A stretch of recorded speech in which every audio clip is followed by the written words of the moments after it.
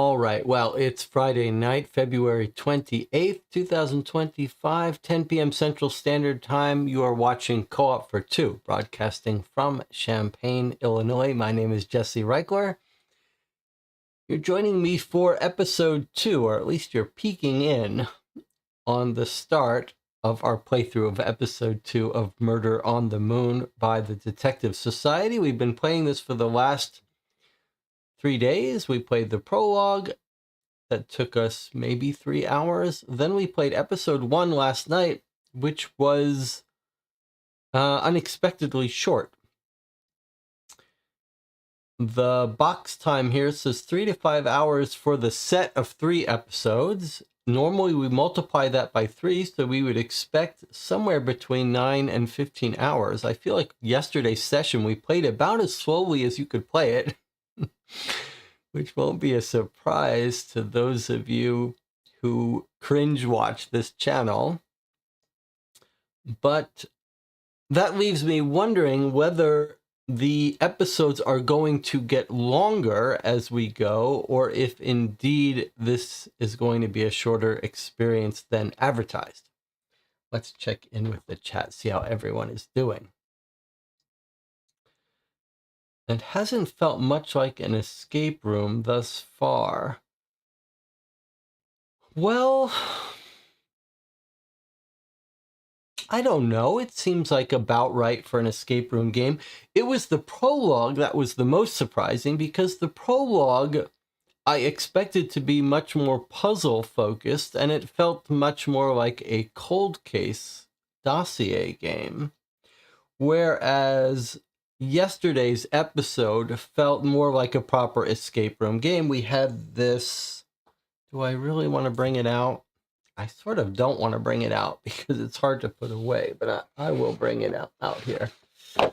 Yesterday's episode consisted largely of assembling this 3-dimensional map of the moon base, figuring out how it was situated, how it was oriented. This gave us our layout, and you can see I've taped on temporarily, not the stickers, but the cutouts of the moon craters. Maybe we'll have a time to go back to this, but we are given this printout at some point after we solve this.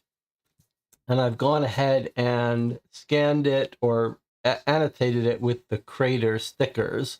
So we don't really need this anymore. It's all here on this sheet in a much more convenient form, in fact.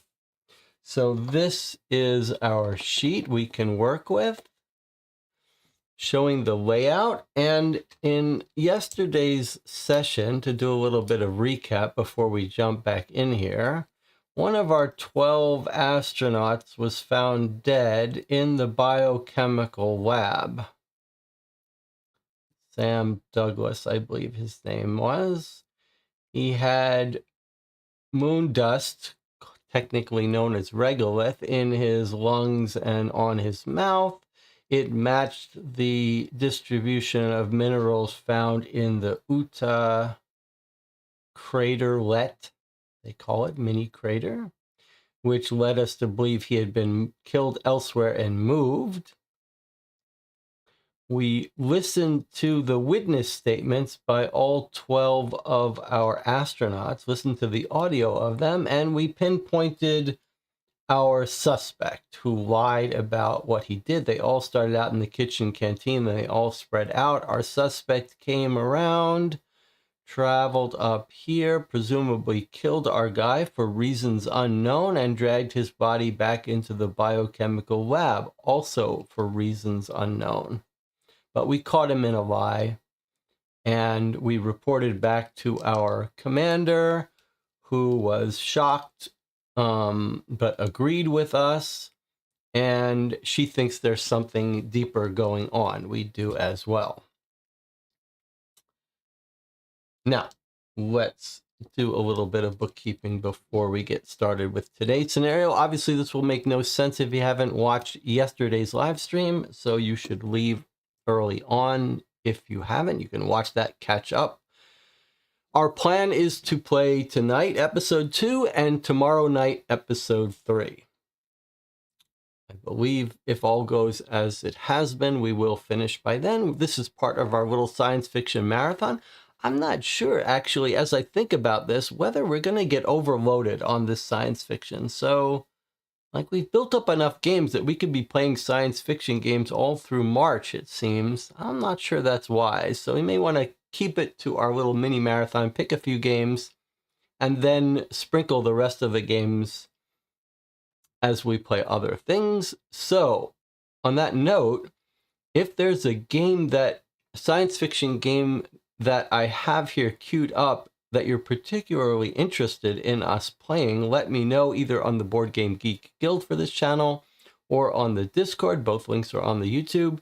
Let me know. Do you want to play Escape Tales Low Memory? Do you want to play the Chronicles of Crime spin-off, futuristic scenario, Frostpunk? I think I'm kind of interested in playing that Deadbolt Infected box, which is a sort of combination sci-fi horror, maybe zombie story.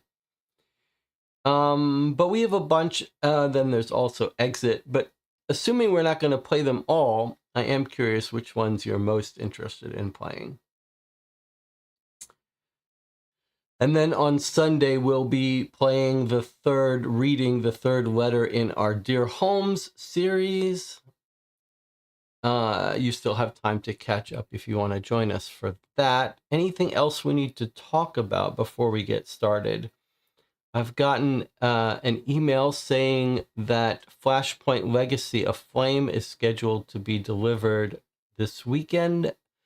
For those of you who aren't familiar with Flashpoint, it's a very good cooperative game, an older game, almost contemporaneous with Pandemic. You can watch the review Greg and I recorded on Flashpoint. We're big fans of it. They've made a legacy version of it. I don't have high hopes for it. I'm not sure it'll ever get played, but I am very curious to see what they've done. At some point, I wonder if let me ask you this. Is there any channel? There's lots of people who have a bigger appetite for buying games than they have for playing them. And there's lots of people who don't have groups to play games with. Is there any channel that just says, like, this is the week I give up? I give up on playing these games. I'm just going to open them up and look at them. I mean, there's lots of people who do unboxings. But what I'm asking is there anyone who buys the campaign legacy games? Like, there are lots of campaign dungeon crawlers, and I have a bunch. There's like Frostgrave and Gloomhaven. Now there's a whole bunch of games that have followed on that have, like, here are the secret storybooks, here are the secret boxes you unpack. Is there anyone who's just said, I give up. I'm never going to play these games. So what I'm going to do is I'm just going to buy them, and then we'll just open them up and look through everything.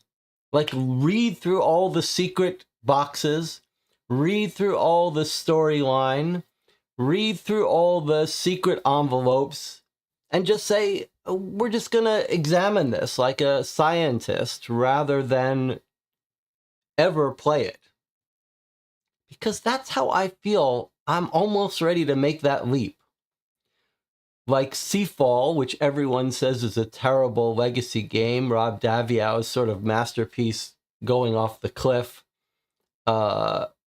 mistake of a game, that I'm very tempted to just open that up and just go through it, study it from a game design perspective, having not played it.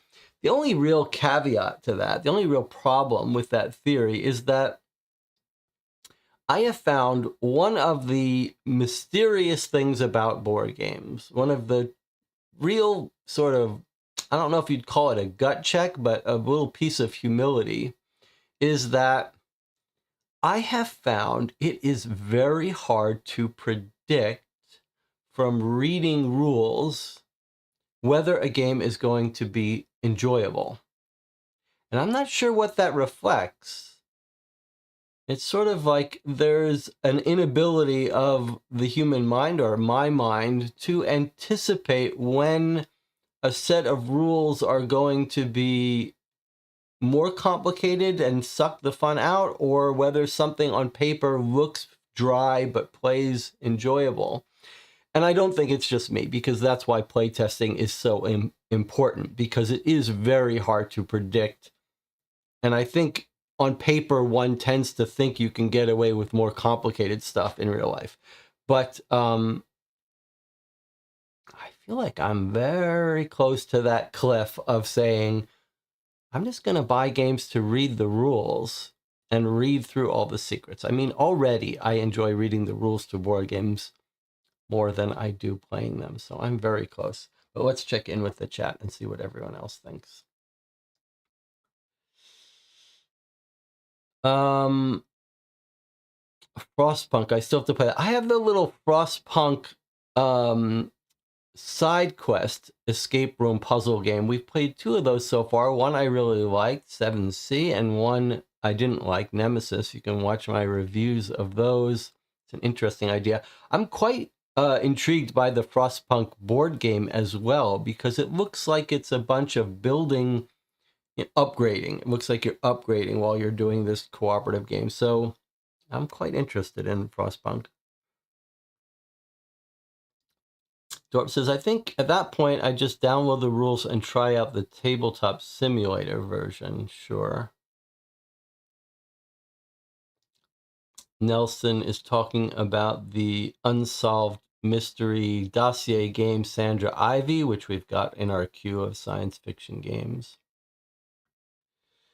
Ben says, I want to buy my own copy of Frostpunk Side Quest because I love the 7C and Nemesis versions. I quite like the 7C version. I thought it was funny, humorous, and good, but I wasn't a fan of the Nemesis one. Just borrow it. It's a short game. Nothing gets destroyed. I would just borrow it.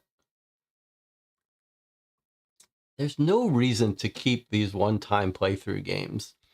I keep them until I review them. Then I move them along. All right. Well, we've talked enough. I think we're ready to go. I've done us a little recap already. Let's open up episode 2 and see if it's going to be... I'm very curious to see whether it's going to be a longer experience than our episode 1 was. Okay, so there's our case 2. Just by weight, let me see. So by weight, case 3 feels the lightest. Case 1 had the big cardboard thing as the bulk of it. This one feels like it's got more actual documents. This one actually feels quite heavy, like heavier than a normal dossier game would be. I wouldn't mind getting this thing out of my way. I don't know if I'm going to be able to do that.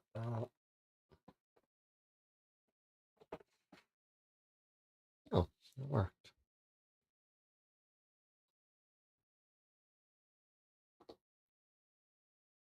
I keep my cold case games and like having my friends play them even after I play to see how they do. That's interesting. All right, so feels like there's a lot in here.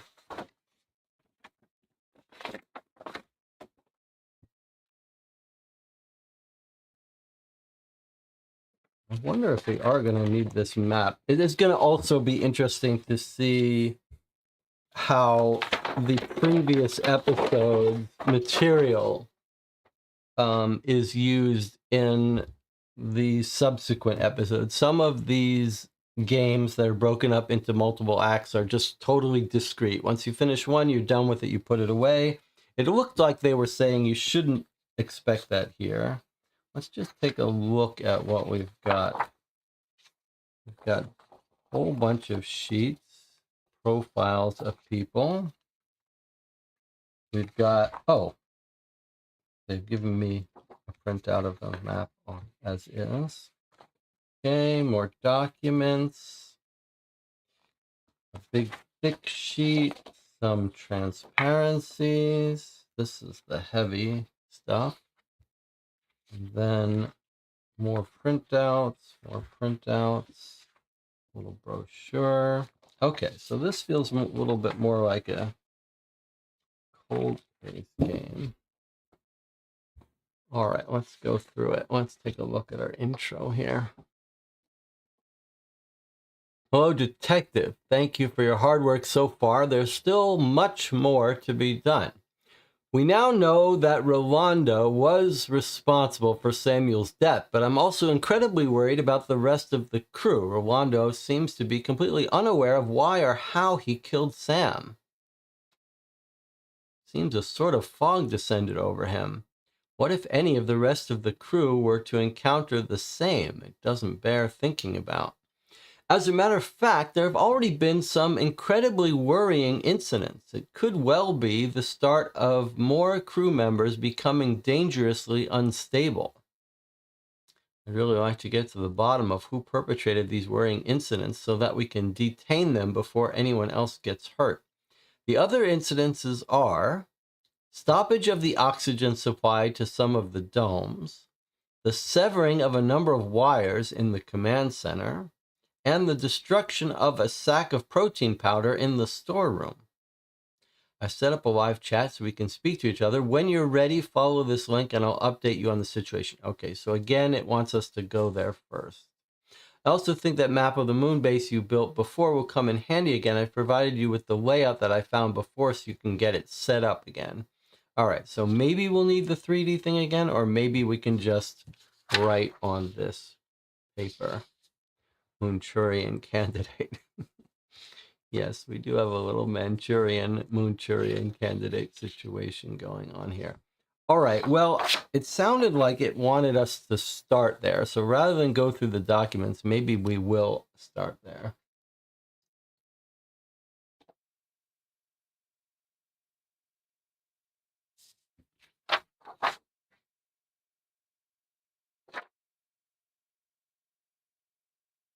Okay, chat with Rosalie Hardy. Time to get our audio video stuff configured.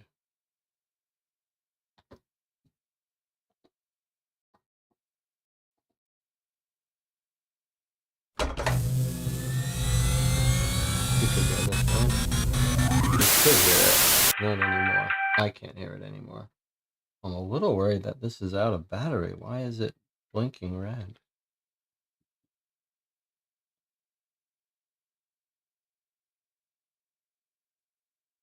Let's try that again.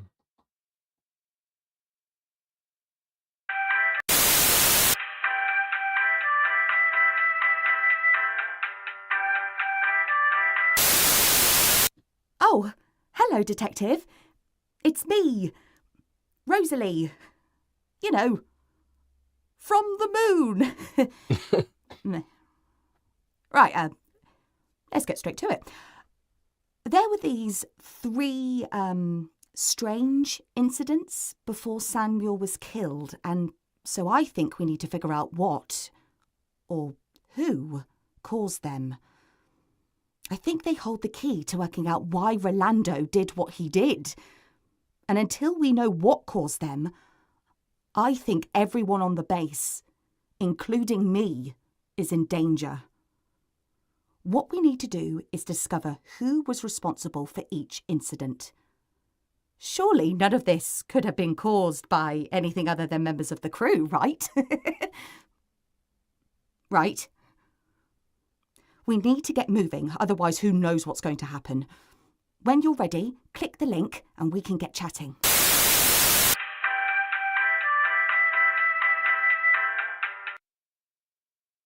All right, so she's talking about the 3 incidents again. She's got a chat room for us. We don't need our episode 1. Glad you agreed to continue helping work out what's going on here. Time is of the essence. We need to work out which of the crew perpetrated these acts so we can restrain them before they harm anybody. Once you have solved each of the incidents, then send me the incident number, which should be listed on the report, along with the name of the crew member who did it. Okay, so each 1, 2, 3, we have to figure out who did it. Once again, if you need help, you just ask for it. Okay.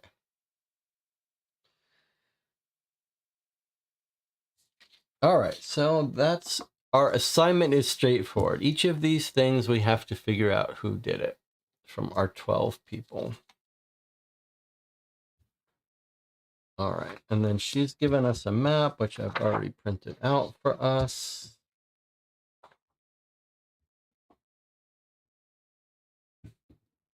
Well, maybe we'll start by looking at these crew profile sheets, it looks like. So there's Commander Hardy.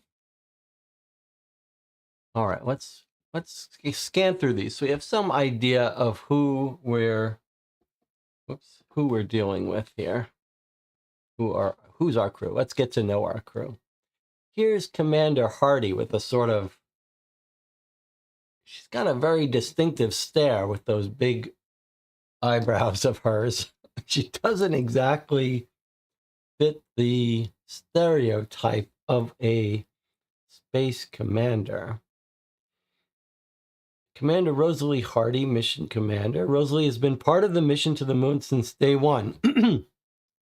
Previously, she led scientific research excursions in both the Arctic and Sahara, so she has a track record of succeeding in any atmosphere.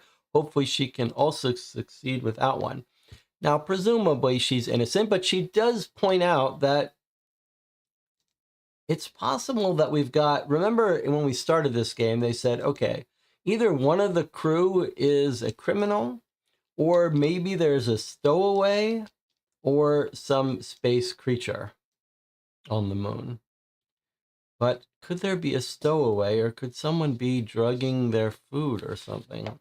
Oh, there's something. These are fully double-sided. Nice. Okay. So we've got her date of birth, her fingerprint type, dietary requirements, medical notes, shoe size, blood type, hair color, and eye color, and astro number. Interesting. Okay, so it sounds like we might be dealing with who ate what. She's got an allergy, so she carries an EpiPen. Okay. Next up, Colonel Kowarick. Okay, Colonel Kowarick, but Specialist Williams. Okay, so we know their full names somewhere too. Be nice to write them down. We've got them on our little chit. No, we have them in. We have them in our brochure here from episode 1. Okay, so there's our first names. So Rolando. Okay, so Rolando, this is our murderer.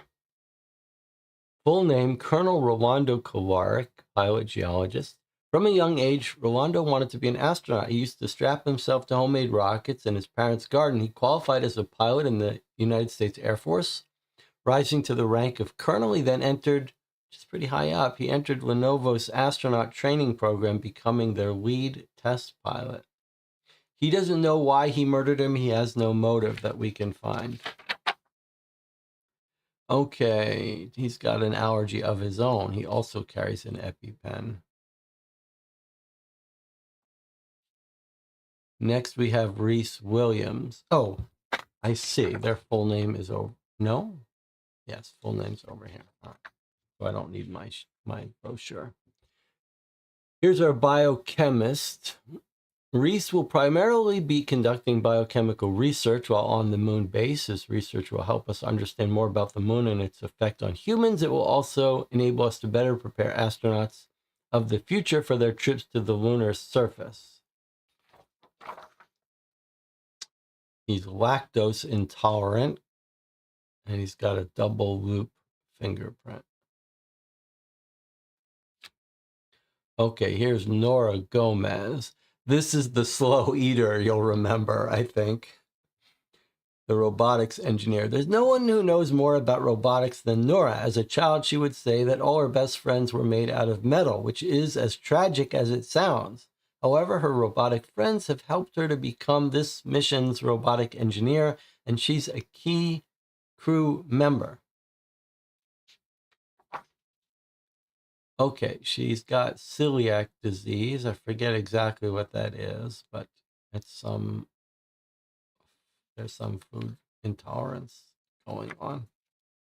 Okay, and then we have Isadora Whelan. a systems engineer. Isidore has a master's degree in aerospace engineering, has worked for the two most established global space organizations before joining Winovos. Interesting. She's always dreamed of going to the moon, and her expertise will ensure the stability of the base's many essential systems. So could she be a saboteur working really for one of these other space organizations? Okay, she doesn't like onions. She doesn't like garlic. She has irritable bowel syndrome, which is triggered by onion and garlic. Okay, Fatima. This is the one who no one wants to talk to about her research, but she wants to find someone to talk to about it. Fatima studied medicine in London before moving to the USA to work as a doctor for a major space agency. Her aspiration, however, has always been to be an astronaut herself, which she has now managed to achieve. Fatima Baghi.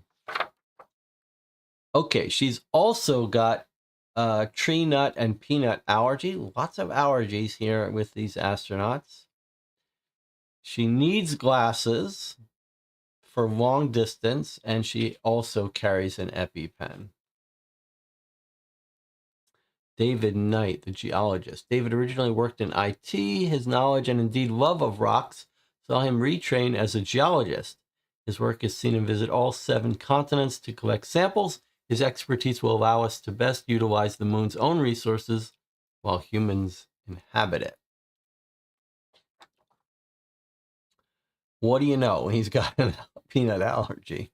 He's also a vegetarian, carries an EpiPen. Dorp says, incoming peanut allergy murder in 3, 2, 1. Yes, I think you've got the right idea. Okay, Courtney Darwin, the chef. Final astronaut to be selected for the mission, Courtney proved that in addition to excellent culinary skills, she's capable of dealing with the most high-pressure situations imaginable, like a whole bunch of nut allergies. Her background as a field chef in the United States Air Force has set her in good stead. Okay. She has got a soy allergy, but she doesn't carry an EpiPen for that.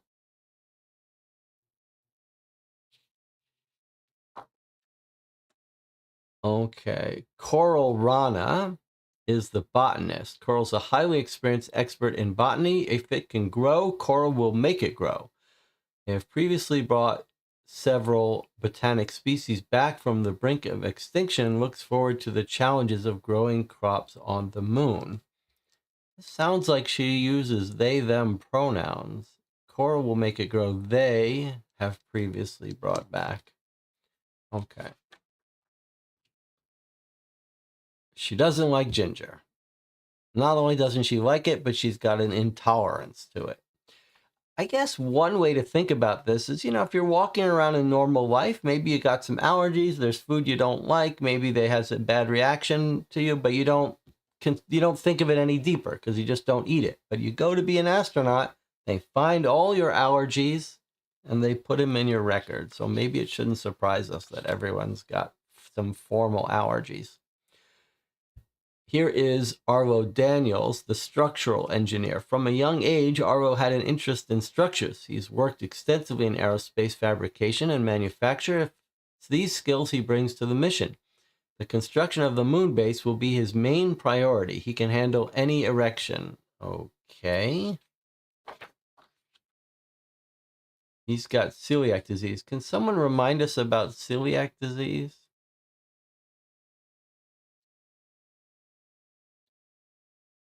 Someone put in the chat what dietary restrictions celiac entails.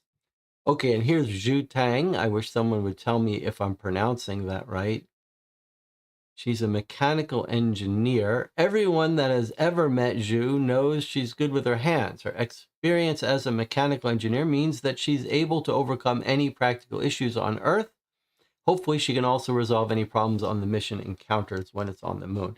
You can see, Zhu, that's a Chinese name, but I'm not exactly sure how to pronounce it. The chat says that celiac is a severe wheat and gluten allergy. Okay.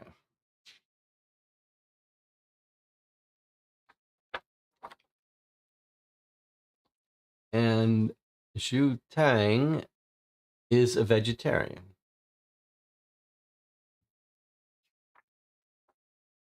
And lastly, we have the dead guy, Samuel Douglas, the electrical engineer. Samuel can fix any electrical issue, which is always helpful in space. He has 20 years experience in aerospace electronics and is familiar with every electrical facet of the moon base's plans.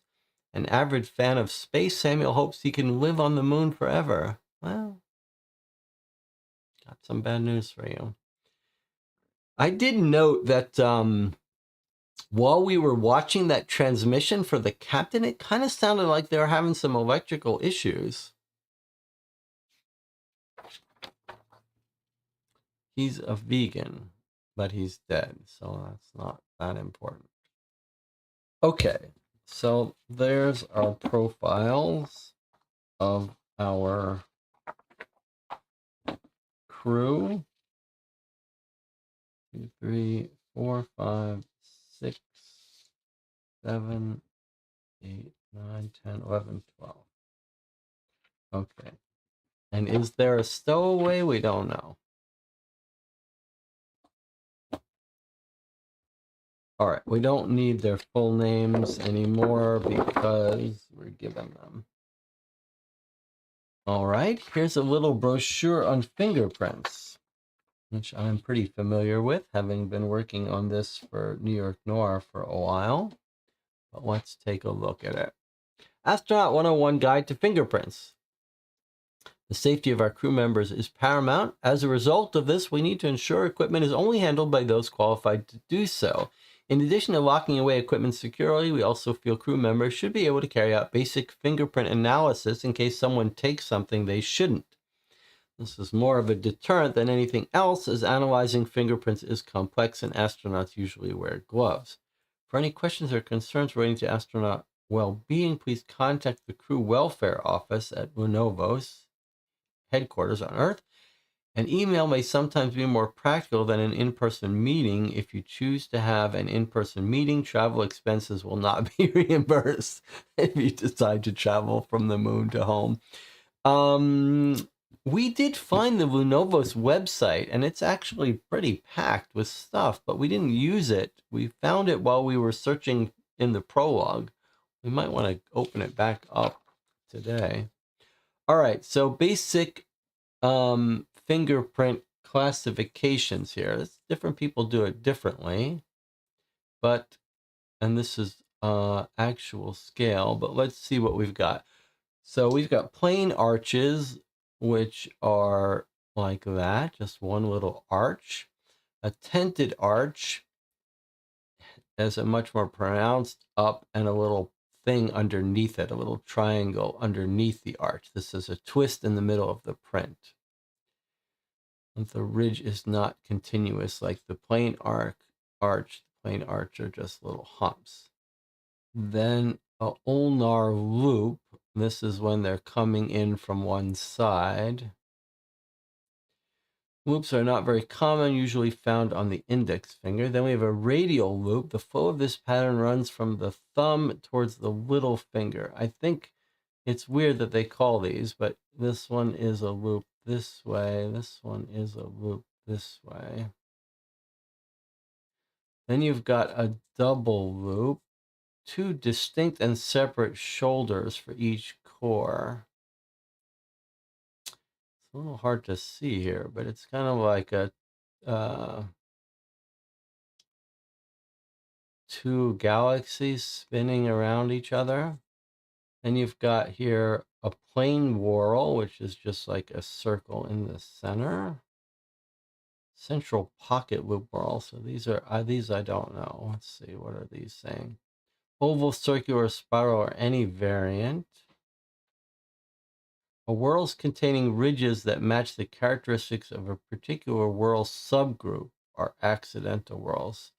Don't know anything about that, but we know what class each of the astronauts are. So if we find a fingerprint, we don't have their actual fingerprints on file, we don't think, so far at least, but we have their classes, so we could rule people in and out of certain classes.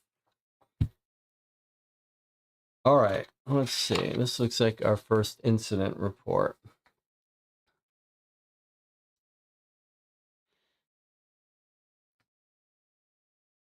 No date, but we do have a time. At 1537, both Courtney in the kitchen and David in the geological lab noticed that they were struggling to breathe. As is the protocol, they both exited the domes they were in and informed me. I quickly realized the oxygen to both of these domes had been shut off, and I initiated the emergency procedure, starting with the incredibly loud oxygen shortage alarm. Fortunately, there are multiple supplies to each dome, so upon noticing the incident, all additional valves and pipes were open and the supply was quickly restored. We investigated and realized that one of the 6 pipes which come out of the oxygen generator must have been shut off, but the emergency procedure opened all of the pipes again, so it was unclear which one had been closed. Okay, fair enough. We asked everyone if they had intentionally or unintentionally shut off any of the pipes, and everyone confirmed that they hadn't. Some of the astronauts have suggested that if it wasn't a fellow member of the crew, it must have been some kind of moon ghost. Nevertheless, we recorded all fingerprints that we found on each of the pipes, which are enclosed with this report. We know from the logs that there was only one person in the room at any point that day. But because of a slight delay in the system shutdown, we can't tell from the logs which person did the deed. Also enclosed is a series of overlays showing the exterior oxygen pipes and a document showing whether each valve was open or closed at the time of the oxygen shutoff. Incident conclusion. We're still investigating the interruption of the oxygen supply. Please find attached overlays with the oxygen pipes, a diagram of the fingerprints found, and a memo detailing which valves were open and closed at the time. All right. So we're told these happened before the murder. Let's see. So we're told that well, it sounds like a big chunk of the documents we have are related to this one incident. Incident 1, stoppage of the oxygen supply to some of the domes. Okay, so 2 domes, at least 2 domes, loss of oxygen. They come out, they trigger the alarm. Both of these domes had been shut off. Emergency procedure. All additional valves were open. Supply was quickly restored. Then they realized that one of the 6 pipes from the oxygen generator, which is here, and note this is where the body was found. I mean, where the person was killed. That's a little suspicious. But anyway, 6 pipes coming out of the oxygen generator. But when they did the emergency, they turned them all on, so they don't know which ones actually had been closed. But presumably it's the one feeding the geological lab and the kitchen. No one admits it. They recorded all the fingerprints on each of the 6 pipes. Then there's this statement here that's a little unclear to me. We know from the logs that there's only one person in the room at any point that day. In the room. In the oxygen room? In the room with access to the pipes? Is that what she's talking about? Maybe we're going to need our timeline logs again. Are they saying this happened the same day? I think maybe they are. When she said these incidents happened before the murder, maybe they mean the same day. That would help clarify, and that would let us use the timeline. So yeah, maybe the person who was killed was actually sabotaging. You could imagine that the person killed was doing the sabotaging, perhaps. All right. So, and maybe something caused him to lose his memory, the person who killed him. All right, but let's see this for a second.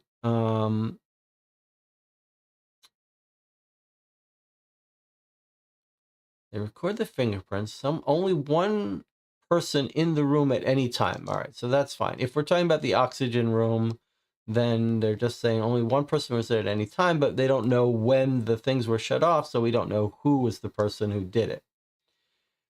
But they do have some overlays showing and a document showing whether each valve was open or closed at the time of the shutoff. Okay, so it sounds like we might need to use our timeline key card access thing again.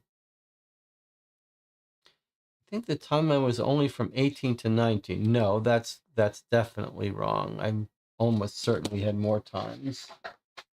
We can get them out and look.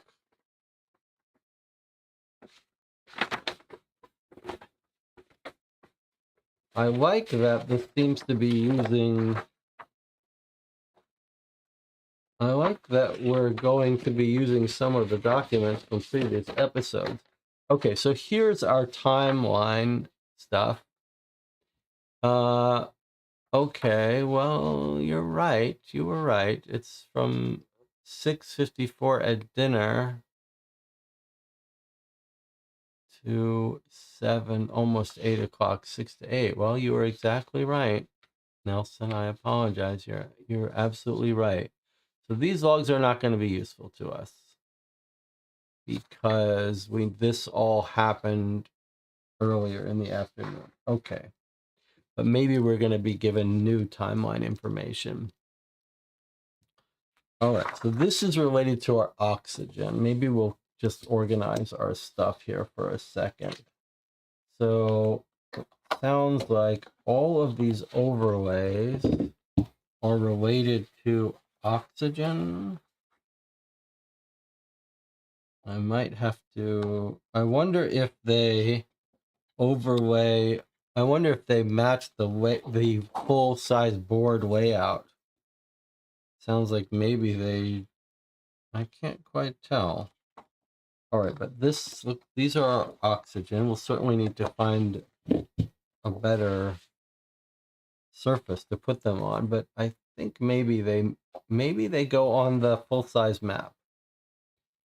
All right, let's put these together, and then here are the 6 pipes leaving the oxygen supply and the fingerprints found on each one. So we'll need to classify these fingerprints, and then that will help us eliminate people. Here it's showing where they were found. Pretty cool.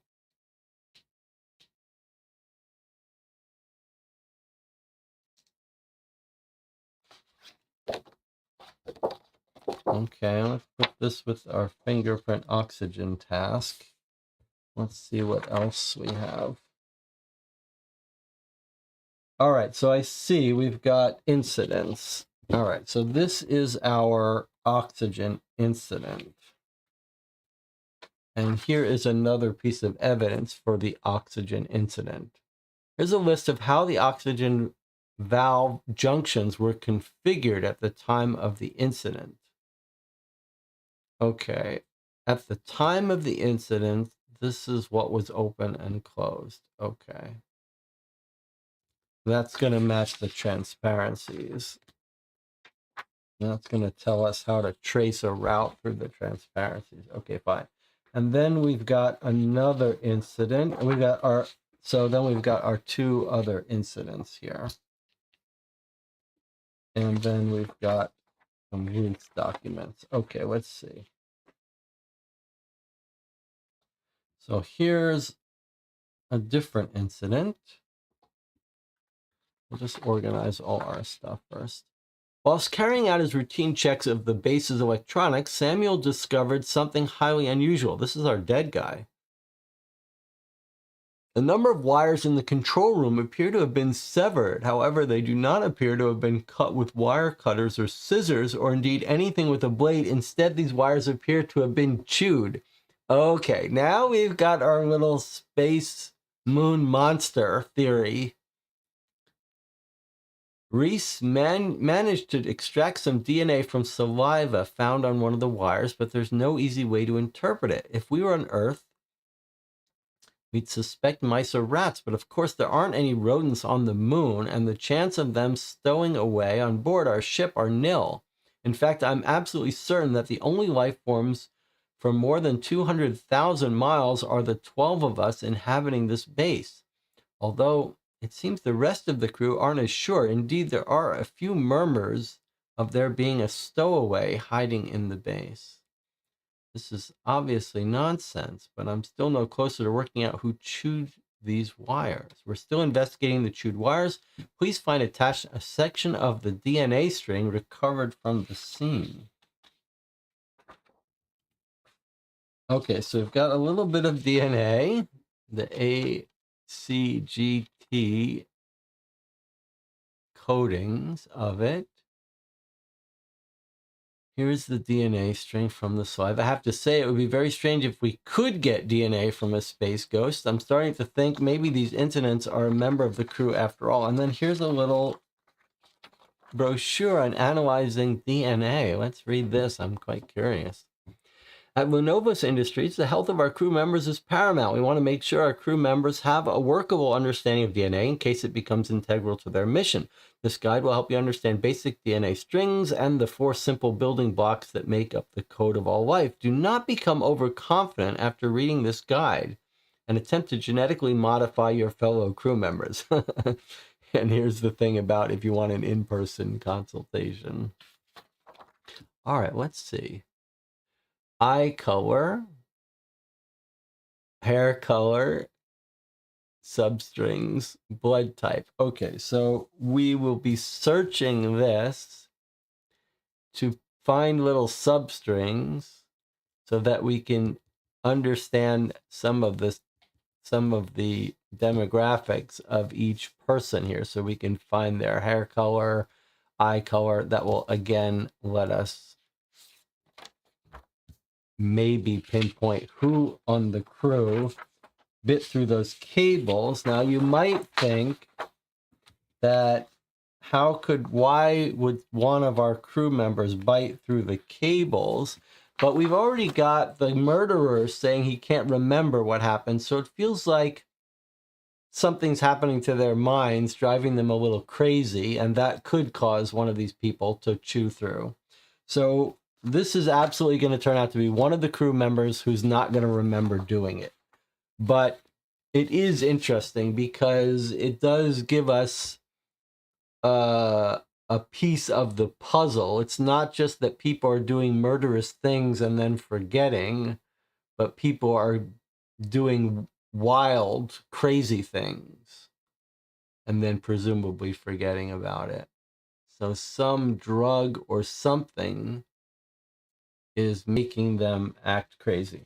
All right, let's look at our next incident. That seems like that's a self-contained little incident right there. And here's our third incident. At 06:32 in the morning, Courtney entered the storeroom to gather supplies for the crew's breakfast. However, when she opened the door, she saw that a container of protein powder had been dropped and its contents had covered the center of the room. Courtney quickly summoned the rest of the crew to ask if anyone knew what had happened. Everyone denied knowledge of the spillage. Most of the crew had been in and out of the dome containing the storeroom, primarily to use the geological lab, since Courtney had been in there the night before, meaning that the door logs were of no help. What was helpful, though, was that nobody had entered twice. Okay, she's just saying she was there the night before, and between when she saw it was clean and when she saw the mess, everyone has been in and out of that dome. And remember, they don't know who goes into individual rooms. They don't log that, just who comes into each dome. But everyone's been in that dome during the day, so it could be anyone. But no one entered twice. So if we can figure out when it happened, we've got our culprit, I guess. Enclosed is a sketch of the spillage, but unfortunately, the presence of the rest of the crew did contaminate the scene. And this sketch was made after most of the crew had walked through the powder. So the powder's on the floor. I guess their footprints are going to be in the powder. There's a sketch. but the presence of the rest of the crew contaminated the scene. The sketch was made after most had walked through it. It has proved impossible to determine who was responsible, and the crew have started to believe that whatever caused the spillage was not one of them. Hopefully, everyone will quickly move on and forget about their unfounded theories. It doesn't look like the spillage was malicious. There were no signs of anybody leaving the scene in a hurry, nor does it look like anybody tried to cover it up. Maybe somebody just forgot to clean it and was too embarrassed to admit it. This is odd because the first two incidents seem like they were deliberate sabotage, whereas this incident seems kind of harmless. Unless unless there's some poisoning involved, but why would you spill stuff? Okay, we're still investigating the cause of the spillage. Please find the attached sketch of the scene. Okay, so there's the sketch of the scene. Pretty neat.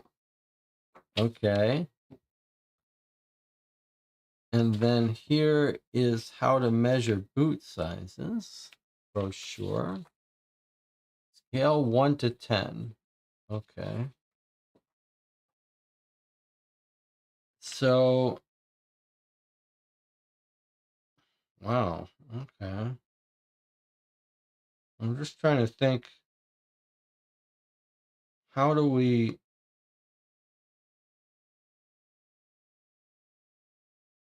like, even if we could identify everyone's boots, how is this going to help us? Everyone's been in and out.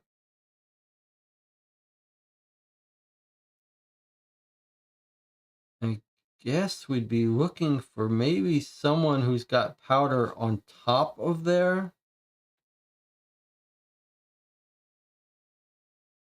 Like, if everyone's been walking through it,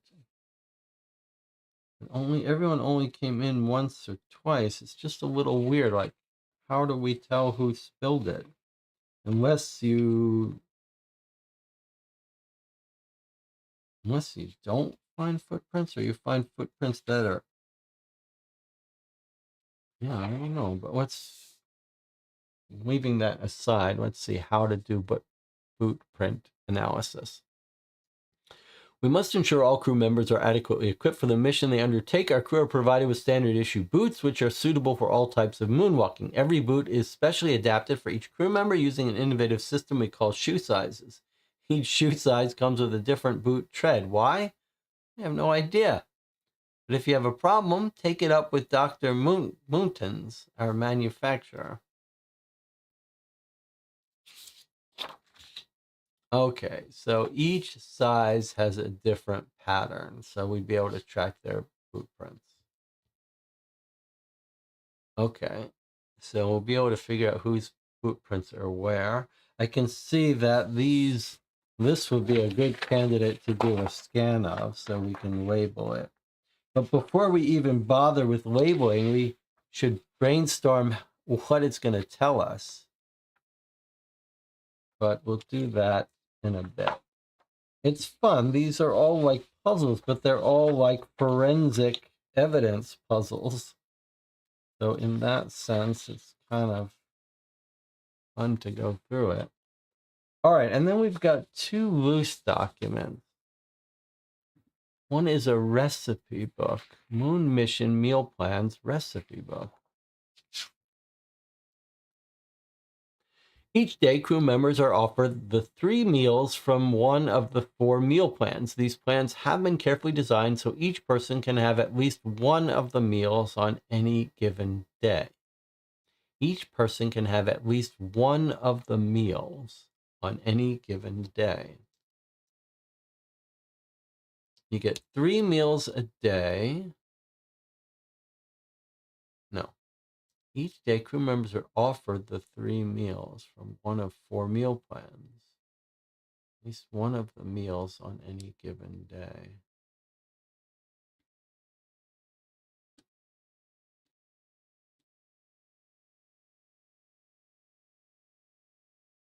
I see.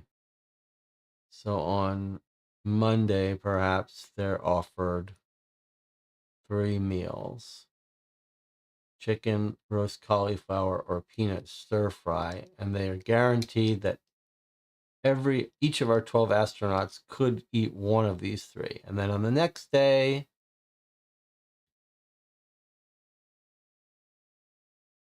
they might be offered B, and then on the next day, C, on the next day, D. That's how I'm reading it.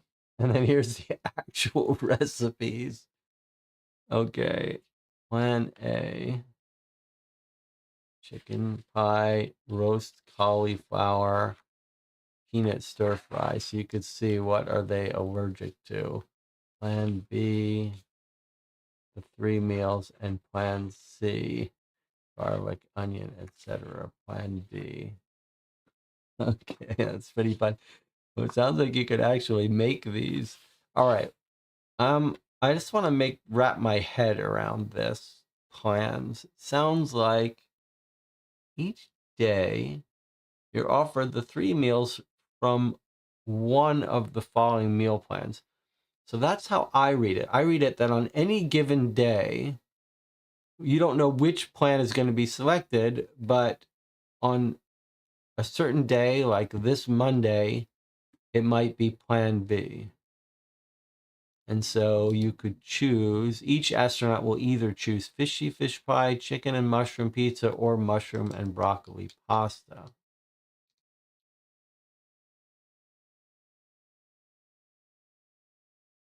And what? They eat those meals for each of their meals? That's how I read it. It's not that like at breakfast you get A and dinner you have B, and it's not that on a given day one astronaut can choose A and one astronaut can choose B. It's that on any given day you're going to pick a plan and everyone will eat from that plan. Okay. Oh, maybe this is going to help clarify. Let's see. What have we got here? Crew monthly calendar. Let's see. I can see they're watching Alien on day 71. Okay, so this tells us what meal plan they were serving on each day. So, all right, we were right about that. And this must have been the day that our guy was killed. Sounds like they were eating meal plan C. Or do we think this is the day he was killed? Do you cross this out after the day, or do you cross this out on the day?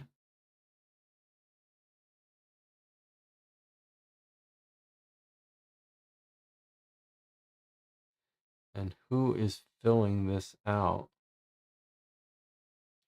Let's see. Karaoke night, movie night. They're watching Alien. Send sample ball to. Let's see if we can read any of these, if they're any bit significant. What does that say? Send sample back to Earth. Okay. And then here on day 74, solar panel cleaning. Then they've got the crew party, the water filters, stargazing, movie night. They're watching Armageddon. Sports day at 11. Change the oxygen filters. Uh-huh. So the day where the oxygen was shut off, they were due to change the oxygen filters. This seems like a confirmation that that X is the day where everything went wrong. And on that day, they were eating meal plan C. I wonder if the protein powder is going to be in one of these meals. Beef Wellington, chorizo and prawn paella, and stuffed peppers. Okay, well, that's our evidence that we're going to be spending our time going through today. 3 incidents, 3 culprits. Fingerprints, boot prints, food. Fingerprints, boot prints, DNA, and food involved. All right, we're going to take our first break. We'll come back. We'll pick one of these incidents to start work on. You'll let me know which one you want to work on. I'll see you in 8 minutes.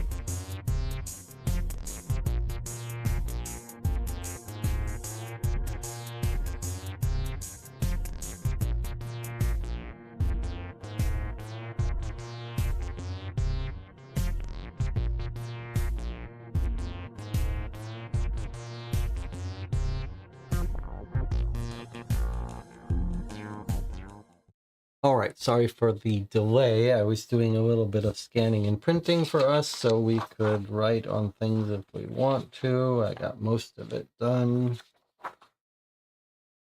All right, let me put things back. We've got our oxygen case with fingerprints. We've got our DNA case with the bites, and we've got our boots.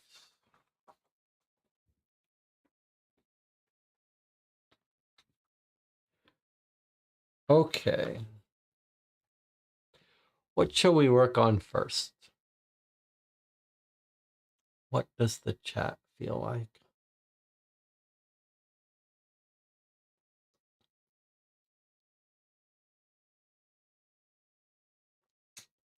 I think maybe we leave the oxygen for last because that has to be laid out on a piece of paper that we can look at, traced routes. I'm sort of interested in the footprints first, actually,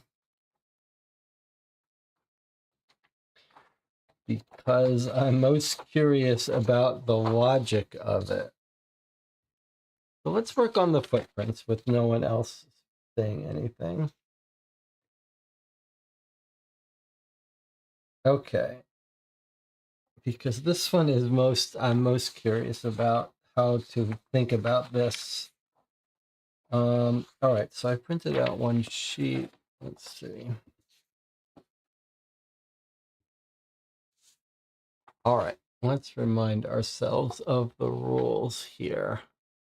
In the morning, she goes into the storeroom. She sees that there's a container of protein powder that's been dropped.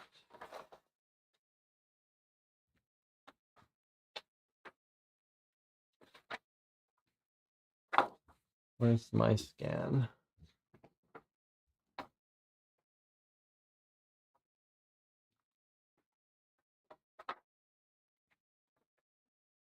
Estimated scan. Okay, she sees the protein powder has been dropped on the floor, scattered around. It's actually a little harder to see in my printout than it is in the real thing. So maybe we'll use the real thing. Okay, protein powder has been dropped and scattered on the floor.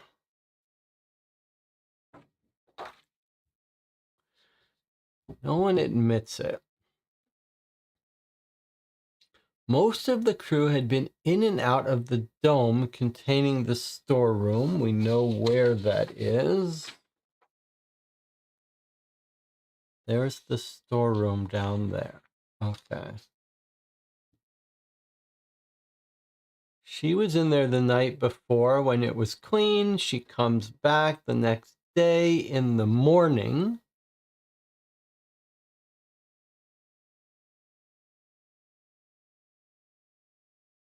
The door logs are no help. What was helpful is nobody had entered twice. Okay. Nobody had entered twice. So I guess maybe the game then is to find footprints that look like they came and went twice. No, no, because it's saying that that's not even possible. Okay. All right, let's keep reading then. No one had entered twice, so there should be one set of footprints for each person. The presence of the rest of the crew did contaminate the scene, and the sketch was made after most of the crew had walked through the powder. It proved impossible to determine who was responsible. The spillage wasn't malicious. No one tried to clean it up.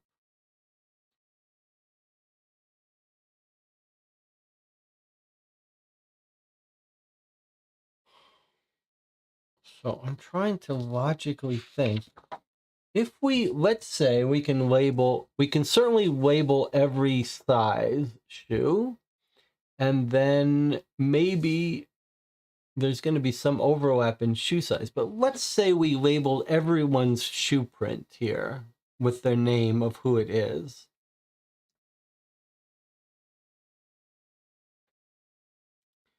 Then how does this help us catch our killer? If they all walked over it, no one enters more than once. Okay, I think the no one enters more than once clue is actually just going to help us label footprints. Because if there are two people with size 7, one of them is going to be one set, the other one's going to be another set. So is it that the culprit would have is going to have walked up to this and then walked back out, whereas everyone else is going to walk through it. Is that what it's going to be? Like this person is just, let's take these pins here. This person is just walking and they obviously haven't skipped a beat. So is it going to be that our culprit is going to have walked up to it, dropped it, and then done like a little walk around it and then leave? And that everyone else is just going to have walked through the scene. Like no one's walking on this bag. Okay, that's fine. But if they're just walking through the scene, this person is walking like this. But is our culprit going to have walked up to it? Like this person has walked around the bag. But none of them are walking on the bag. This person's acting funny. Is this person walked to it, dropped it, and then U-turned? Is this our suspect? Like walked it, stuttered, and U-turned. Is this our only person doing such a thing?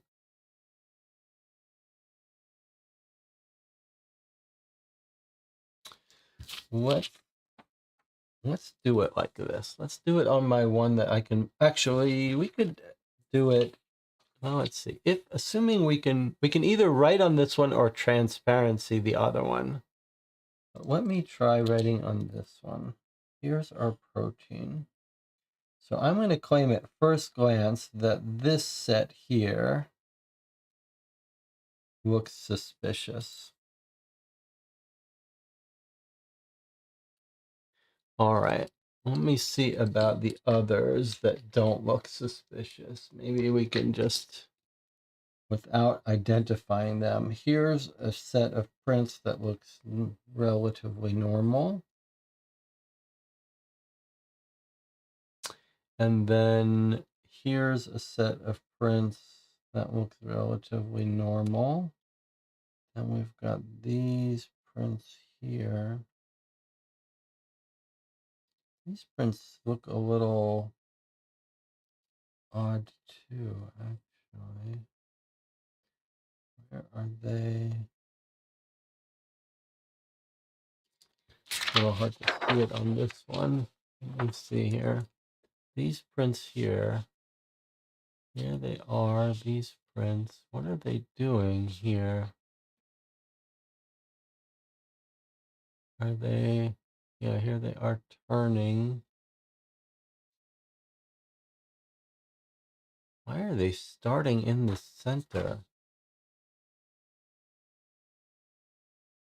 It's kind of weird. Why are these prints starting in the center? They're starting in the center because the bag wasn't dropped yet. Here's our prints right here. They don't have any path walking into it because the powder wasn't dropped. They were walking, they bang it over, and then it explodes, and then it starts tracing their prints. There it is. There it is. It's right there. That's our prints right there. That's our prints right there. They start right here. It's harder to see on this, but here it is right here. These prints start at the center. It's so fascinating that it was so difficult for me to figure out what would be the phenomena, but now it's so clear. Whoever walked up before the bag was dropped, then it drops, so their footprints leading up there won't exist in the protein powder. They only start here. Okay, now Let's find out. I don't know why, but I love that. Yeah, and Nelson has figured it out in the chat. Yeah, that's pretty nice. Okay, so let's figure out what boot size, and then we'll get our culprits. And but maybe there'll be multiple people with that shoe print, and there'll have to be some other piece of the puzzle. I'm not sure. Okay, let's figure out whose shoe prints are what size they are. They look like size 8s. They are indeed size 8. This is our culprit, size 8. Okay, who wears a size 8? 9, 5, 11, 7, 8, 10, 4, 5, 3, 12, 11, 7. We have our culprit, Specialist Darwin. Courtney Darwin, the chef. Makes complete sense. Notice she's the one who discovers it. She's the one that discovers it and wants to know who could have done it, but it's really her. And she's completely forgotten it. Probably that's going to eliminate her from the other crimes, but I guess we shouldn't jump to that conclusion just yet. Okay, so Courtney Darwin is our subject for this incident, our suspect.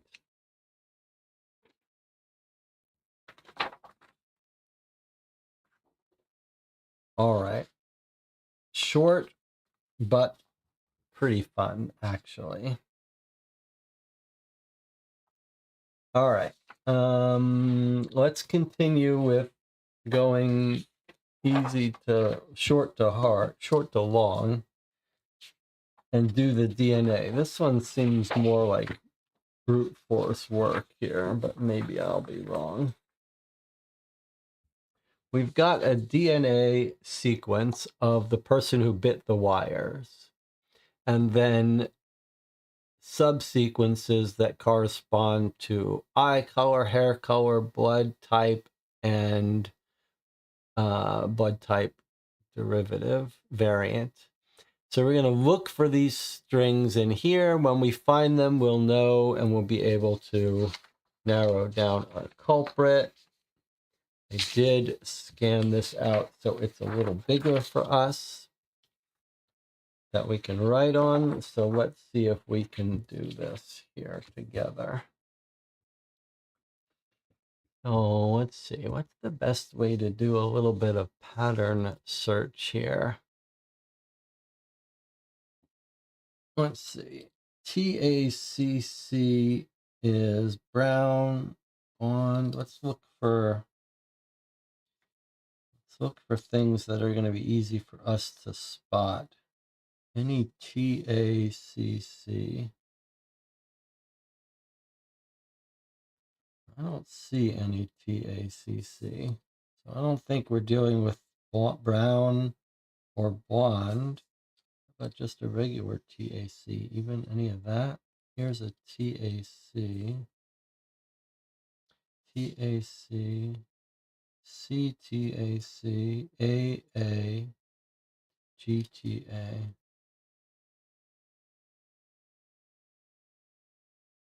I believe this is blood type A.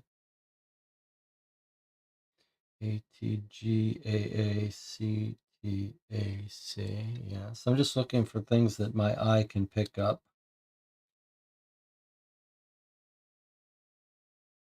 Blood type A. Okay, and I claim there's no TAC. How about ACAC? ACAC. don't see it. Maybe I should be more. Here's a triple A. TACC in the second row. TACC. Yes, you're right. TACC. But where was I looking for that? Oh, brown color. TACCGGGTA. Okay, so you're right. ACC. Okay.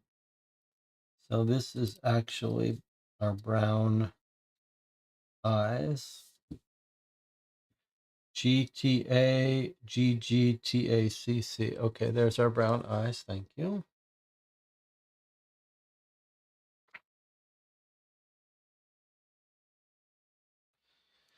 Okay, hair color. We've got a triple G for brown. Do we have any triple Gs here? Here's a triple G, but it's in the wrong place. That would rule out brown and black. Oh, yeah, brown and black hair. Red is a triple C.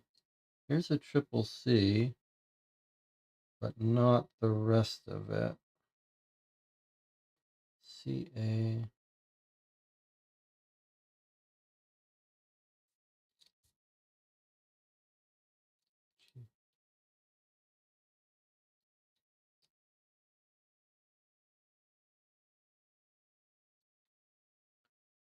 We might not get some of these.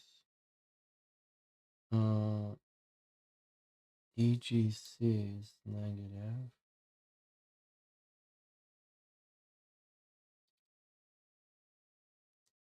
AGC is negative.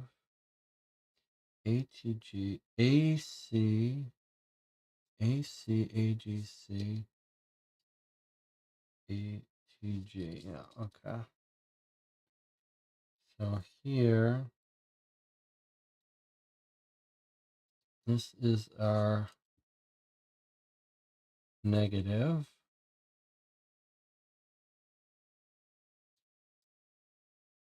All right, negative blood. ATG, AC, AGC. Okay, blood negative, blood type A, brown eyes, so we only have hair color left. Hair color, we're looking for brown would be triple G, ATG. Triple G, AGG. No. No, so it's not brown.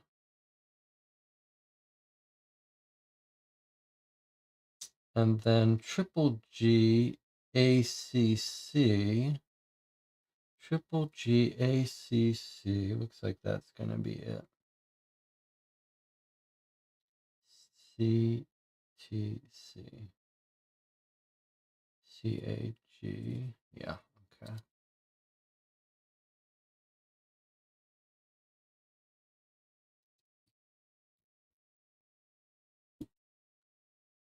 CAGGATACCTC. This is black hair.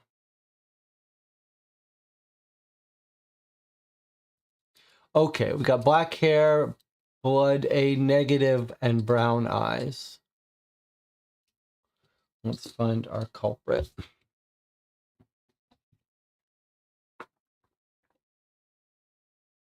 Black hair, brown eyes.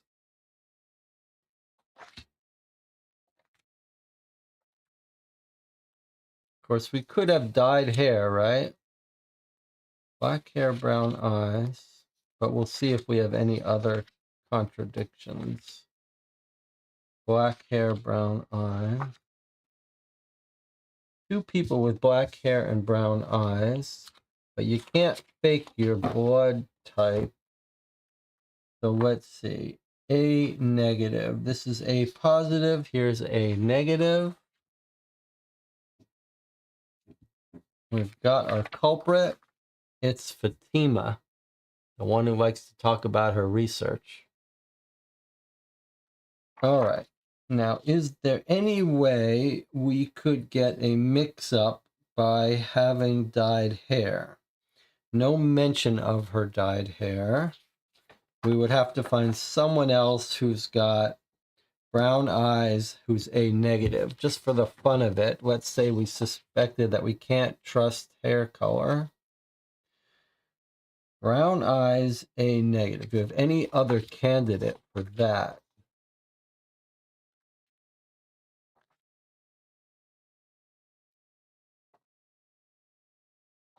Yes, we do. Okay, so if we were a little bit worried about dyed hair and we ignored hair, then both of them have brown eyes, A negative. That would be Specialist Reese Williams.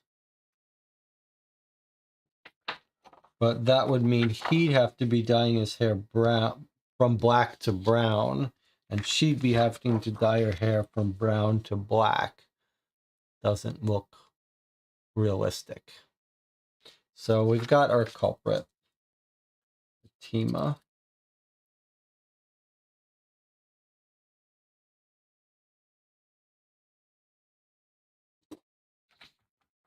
All right, 2 out of 3 solved.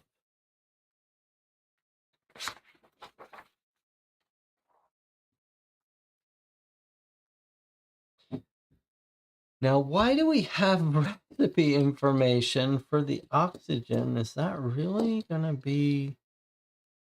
I think maybe we'll have an additional mission today or something.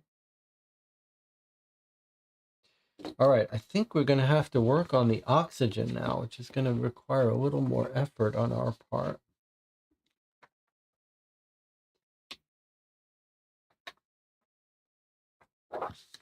Those were quick, but I have to say they were enjoyable.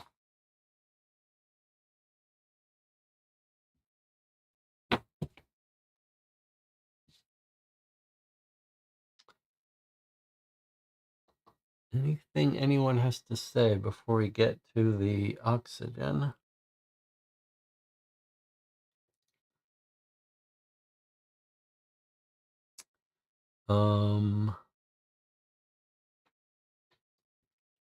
Wow, that coffee's good. Okay. I'm drinking Mad Goat Mexican Chiapas coffee. If anyone is curious, you can order that online. So it feels like the oxygen might be the hard one here.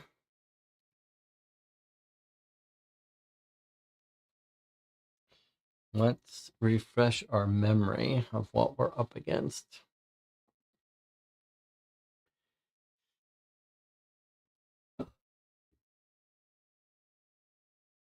Courtney and David. They're in the geology lab.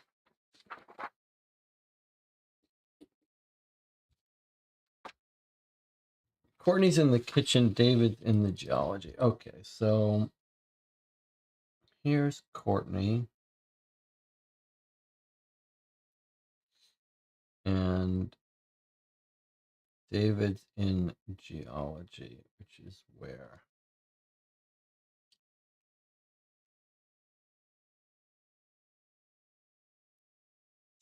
There's David. Okay, so they both at the same time notice they're running out of oxygen. They exit.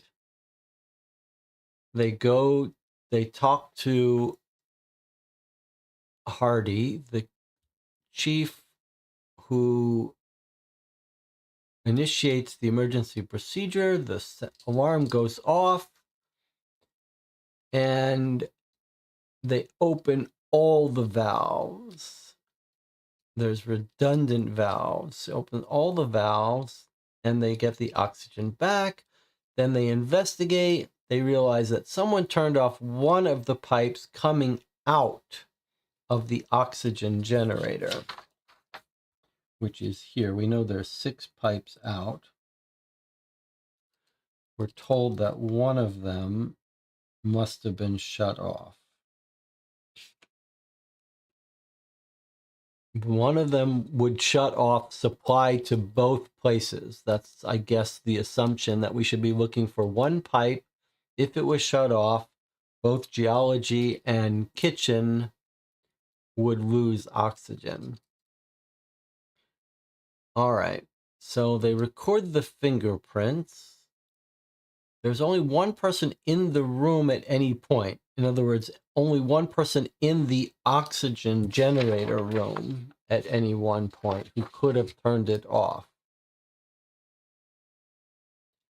But there's a delay. We can't tell from the logs which person did the deed. Okay, I guess this is just a way of saying, hey, you might guess that the logs will tell us who did it, but they won't. So that's irrelevant for us. I think otherwise we don't care about this. One person in the room at any time, I don't think any of that's relevant to us. It's just going to be a matter of, I think it sounds like, finding the one pipe. I think if we find one single pipe that goes to both of these rooms and there's one fingerprint on it, that's going to be our culprit. But the chat is calling my attention. Let's see. Were we supposed to be reporting our findings as we go? We certainly could. We certainly could. You want to report one finding to give her an update rather than solve it all? Sure. Okay. All right. So once you have solved each of the incidents, send me the incident number along with the name of the crew member. All right, let's send her one of our reports. We did the boots first, so we'll send her this one. So Courtney Darwin was our suspect, and that's our incident number. Okay, so what does she want from us? Send me the incident number, which is on the report, 1301, and we've concluded it's Courtney Darwin. The chef who found the problem is the one that did it, is our conclusion. Where is she? And it's because her footprints, her size 8 shoe is what gave her away. All right, here we go.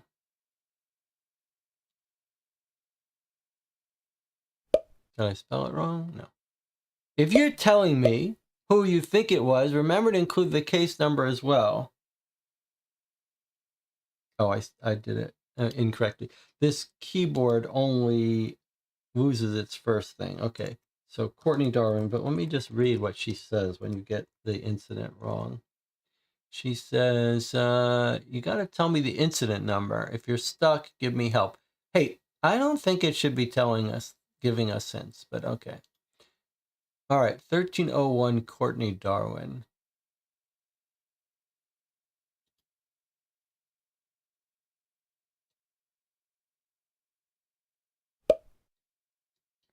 Excellent work. One case down, 2 to go. Send me the ID number and the name of the person when you know who did it.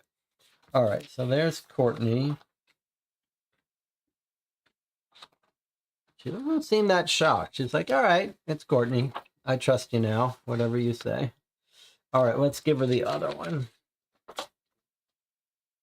So the electronics biting through. Who were we claiming did the bite through? Fatima. Frustrated that no one is reading her report, is going to be our person. Okay. So our answer here for this one is 1293. Fatima. Haji.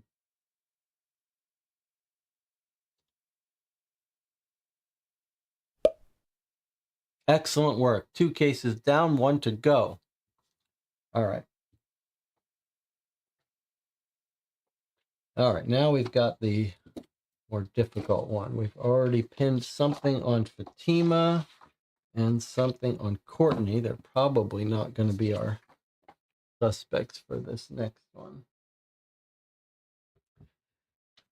All right, so Courtney and David lose oxygen being supplied by the oxygen generator. I think if we can find that there's only one pipe that feeds both of them, it may have been that all the other pipes were off or whatever. They turn them all on. If we can find that there was one pipe that if you shut it off would have killed both of them, would have cut off oxygen to both of them. And then we can find from that pipe one set of fingerprints and then match that to our suspect. That would be the only pipe that if turned off would have blocked it to both. And so that's our suspect. So that's our logic here. Find one pipe that if turned off closes these. From that pipe we know a fingerprint. From that fingerprint we classify it. Once classified, we find our suspects who have that classification. And hopefully there's only one. You might be even able to guess it based on the distributions here, but okay. And in addition to these overlays, we have this information about which junctions at the time of the incident. So it's going to be that this helps us with unique routing through.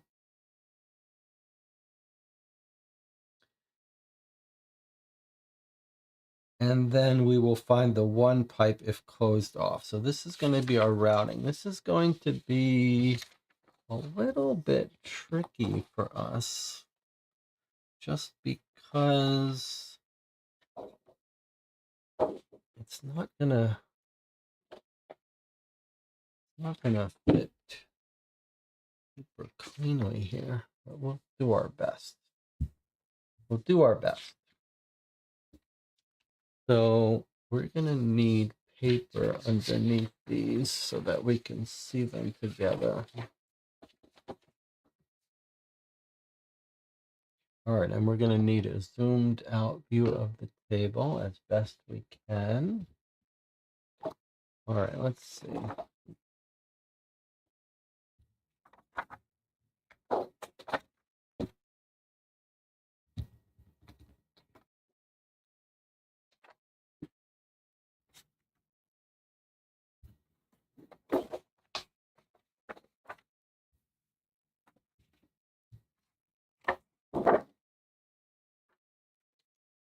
So we've got 5 overlays. We're not sure how they spatially lay out. Just to clear the table.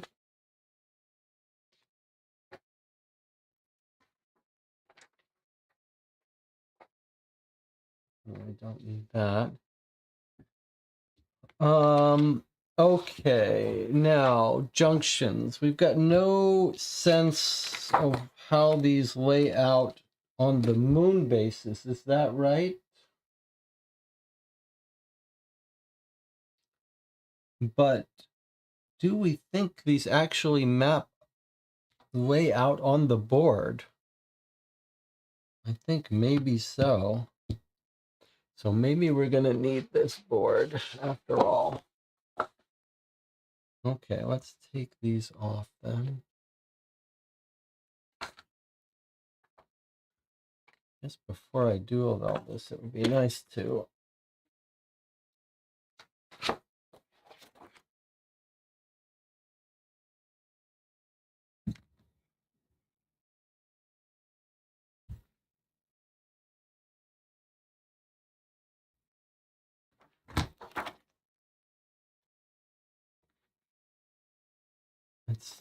these aren't quite gonna fit though.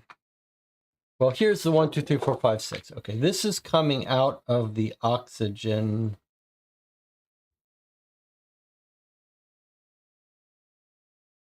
We know the oxygen is here, right? Sorry. We know the oxygen is here. So I gather it's a little weird, but maybe it's like this. This would make sense, right? There's our oxygen generating room here. So I think this is probably right. All right, so given that, I guess we don't need these white sheets, given that we can put most of it on here. Well, it is nice that they're making use of this board. Okay, so I think this is going to be like this, and I think probably these are going to slightly overlap, and that's going to give us 5 of them on this board. Let's see. All right, so what are we expecting? We're expecting these to go into domes and maybe be oriented. Okay. So 3 close by. There's our 3 close by. Okay. Not quite, unless it's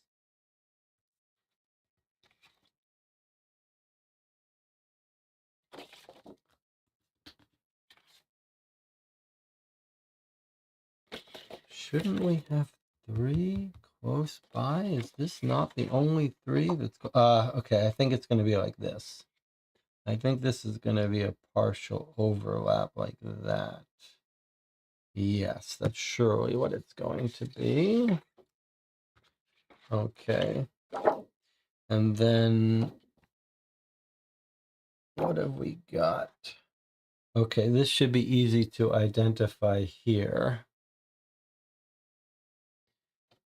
2 junctions close by. Is it?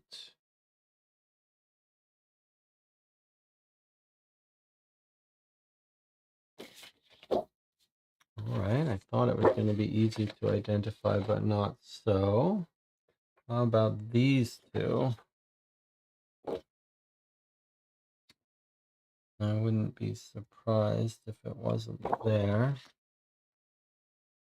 And then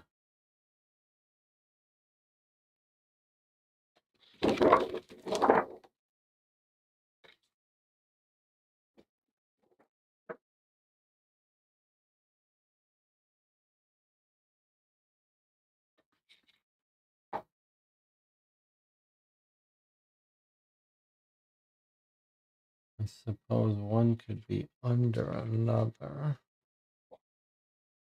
If this is right, then we shouldn't, they're not always orthogonal.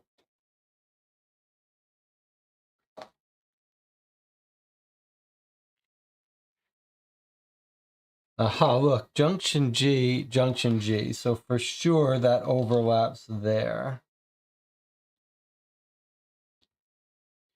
Fine. Do we have more overlapping junctions? Yes. Junction 2 overlaps exactly here. In fact, did I not notice any other similar junction overlaps?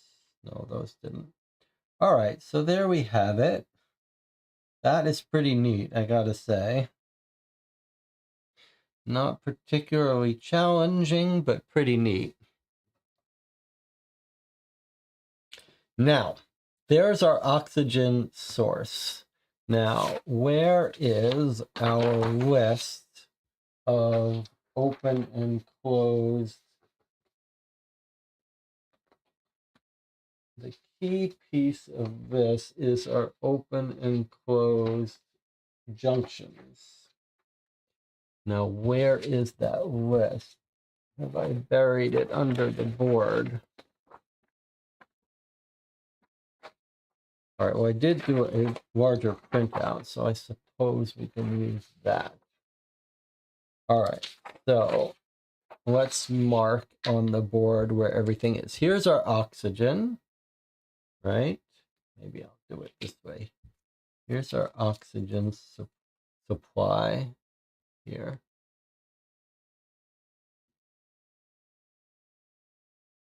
All right, now where is it being delivered?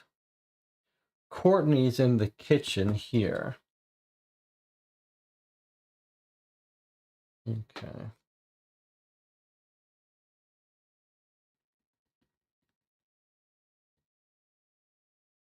David is in the geology lab here.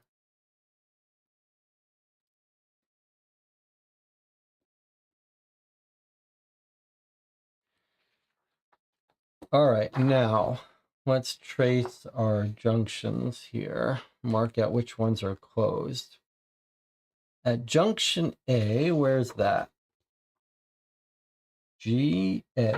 Junction A, we're told valve 1 is open, valve 2 is open, valve 3 is closed,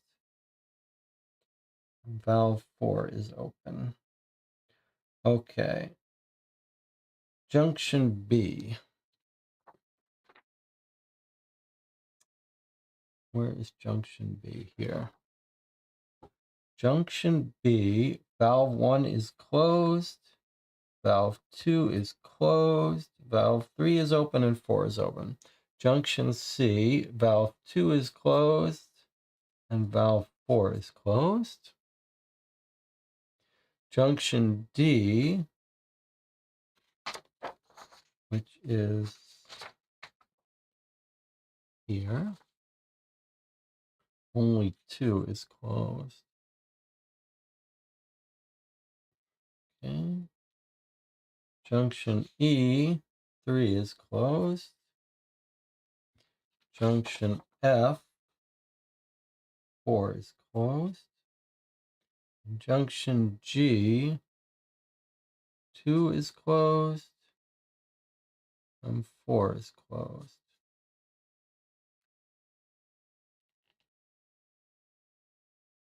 Hopefully I can dry erase these. All right, so we're looking for one pipe which, when shut off, blocks supply to this dome, I guess, and this dome. I don't care about individual rooms. So let's just see. Pipe 1 was already never getting to anyone of our interest here, so it's not pipe 1. Pipe 2 would have supplied oxygen to this tank. No, pipe 2, this was blocked. So pipe 2 is not going to affect us at all already, the way I'm reading it. Now pipe 3 would have come into here and fed oxygen to this dome, and would have continued on and fed oxygen to this dome. So pipe 3 is a candidate. It would have supplied oxygen to these two. Now, would it have supplied oxygen anywhere else, and does that matter to us? In fact, it wouldn't have. Pipe 3 goes in here, splits 2 ways, goes here, and goes here, and goes here. And that's it. So I think our answer is right there. I think it's pipe 3. But let's check the others just for fun. Pipe 4 feeds this dome only, so that's not our candidate. Pipe 5 comes in here and feeds this dome only.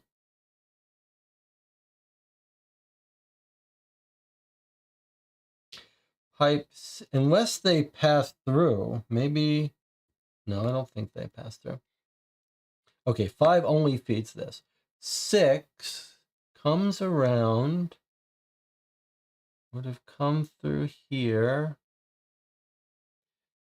would have fed this dome, and then gotten blocked. So that's it. It's pipe 3. Okay, so our saboteur sabotaged pipe 3. That's part 1 of our solution. Now let me hopefully reset these. Oh, nothing gets damaged. All right, what did you think about that? Again, fairly straightforward, but pretty neat to do it sitting here in person to work on this. Just a fun little activity. Can you go over pipe 3 one more time? Sure, but I've just cleared everything. Okay, let's see. Pipe 3 comes out. Oops. Pipe 3 comes out this way, goes down in here into this junction A, and in junction A, 3 is closed. So pipe 3 comes into here, goes this way. I guess I got to do these all. I was concerned about junction F. Okay, let's do it. Let's do it again. Why not? F is closed. Junctions C, 2 and 4 are closed. There's no rush. These are fun. This game is quick. I'm not worried about it. G is 2 and 4 are closed. Junction E, only 3 is closed. Junction B, 1 and 2 are closed. Okay. So 3 comes out, comes in here, tries to go up, and it feeds into our dome, one of our domes that lost oxygen. If it goes left, it comes in here and goes this way and feeds into the other dome that loses oxygen. And it's redundantly supplying this one, which also lost oxygen. And not feeding any other domes. So yeah, 3 is feeding oxygen here and here. Here it's feeding it twice through F. And it's not feeding anything else. Yeah? All right, before I erase it, let me get confirmation about that.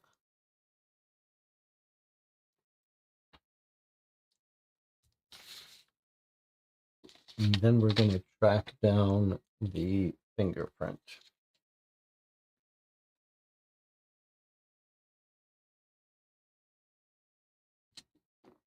All good? I'm not sure if I'm reading 3 feeding into the bottom dome where you are. Maybe you can't see it, but this could all be shifted a little bit over. It's these things here are clearly feeding into this. There's no doubt about it. You can shuffle everything over a little bit.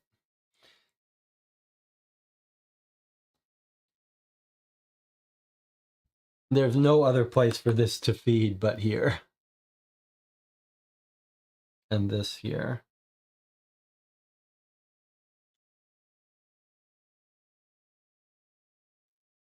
Three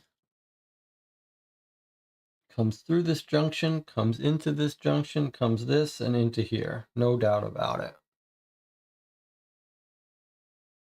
it. Sure, maybe it's hard to see it so thing, but let's see if I do it like this. Can you see it? Is that better?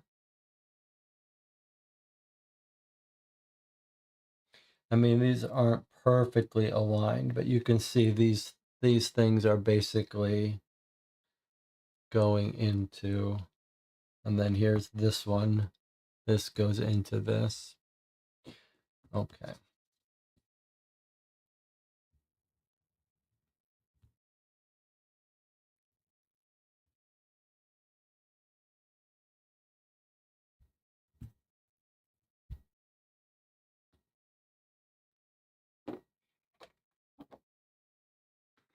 So with dry erase, you do have to clean it up soon after you use it, otherwise it can leave a mark.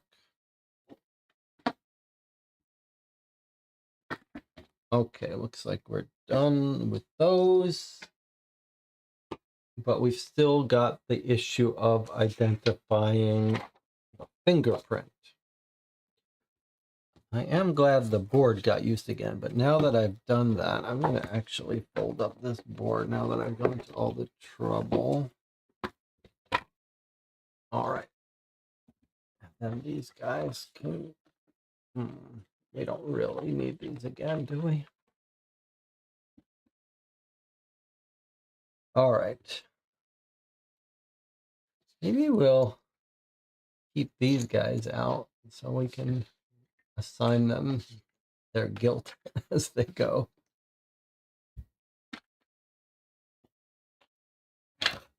And kill them off one by one. All right, next up is going to be our fingerprint analysis.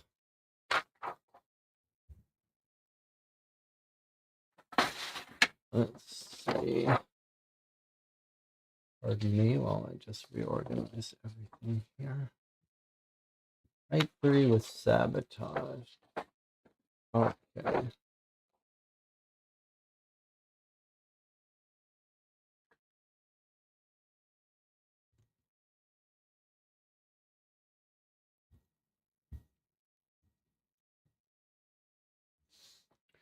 All right, now we're going to need to know fingerprint types, but first we're going to have to identify fingerprints. Okay, so we know it's type 3. That's where the fingerprint was found, and there's the fingerprint on pipe 3. So what is this? What is this? This is an arch. This is what you would call a plane arch, I believe. So let's take a look at that arch. And I claim it's a plane arch, which is just a gentle little slope up. Now, the other option that it could be is a tented arch. But a tented arch has a sharp tip. Can you see a little discontinuity at the tip, like a little line and a hard triangle in the core? But here, I believe we just have a little plain arch.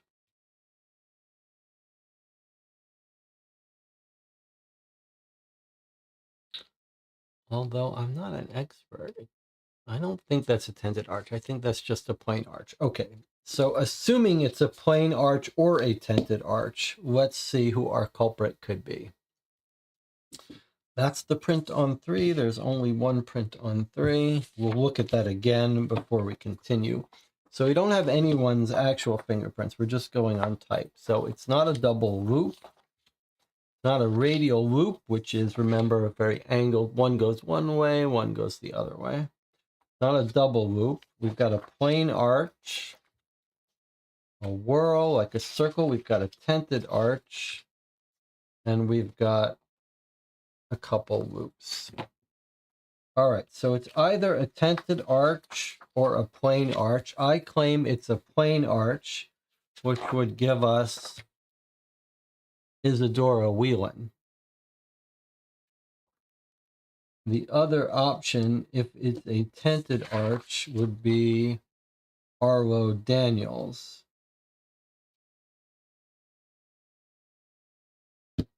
This is our murder victim, right? From our previous case.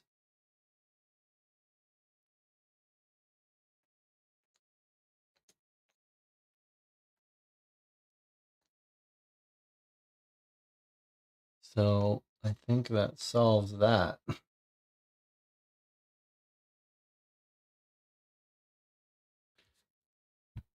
So we've already got Arlo Daniels dead. And we've got Rolando as the killer. Victim was Sam. Victim was Samuel. Okay, you're right. Victim was Samuel. Okay, so Arlo isn't one of our victims. This would not go well on my my report from my boss. Would be like, well, he did a pretty good job, but he completely forgot who the victim was. All right, so it could be either of these if we think one is a tented arch versus a plain arch. So maybe we'll look at that. Okay, Fatima is another victim, another culprit that we fingered, and Courtney we fingered as another culprit. Okay, do we want to discuss whether anyone thinks this is a plain arch or a tented arch? Any disagreement with me? I claim to have some expertise, but maybe I shouldn't. All right, well, let's read what it says about plain arches and tented arches. Let me see if I can do it so I can see it. A plain arch starts on one side of the finger and runs to the other side with a ridge, then cascades upward along the line. So in other words, it goes from left to right and does a little hump. Whereas a tented arch takes a twist in the middle. The ridge is not continuous like the plain arch. So in that case, the arch coming up would have a little spike up, which is what we see here, a little spike up. So are we all okay with the idea that this is a plain arch?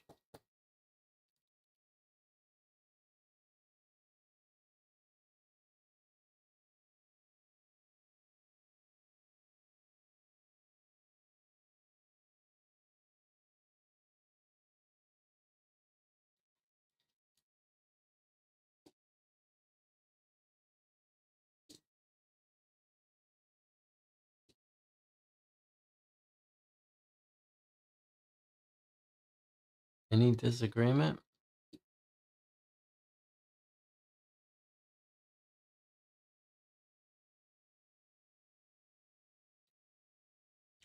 No one is saying anything.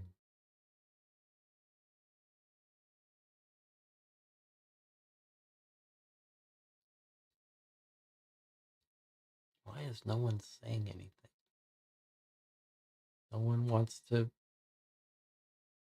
no one feels confident about their fingerprint analysis abilities? Plain arch seems right. Okay, that's good enough. If we're wrong, we'll just apologize and name the other suspect. Okay, so our answer to incident 3 of the oxygen supply, where is it? Where is our incident?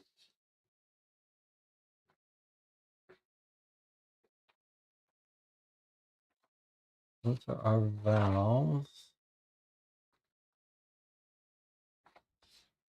These are the blueprint incident. This one we didn't use yet. Okay, it must be up here somewhere. Okay, so there's our other incident.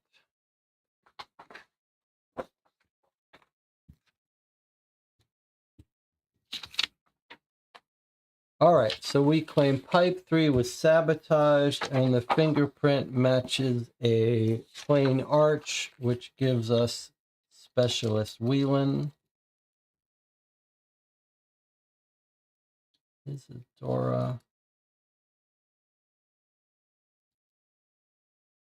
Whelan.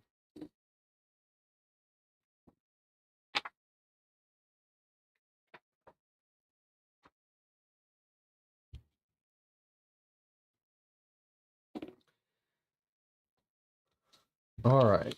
We still haven't used the food stuff. I guess what we're going to do is get a little report from Rosalie after we find our 3 culprits, that there's some additional incident that we're going to need to use the food stuff to solve.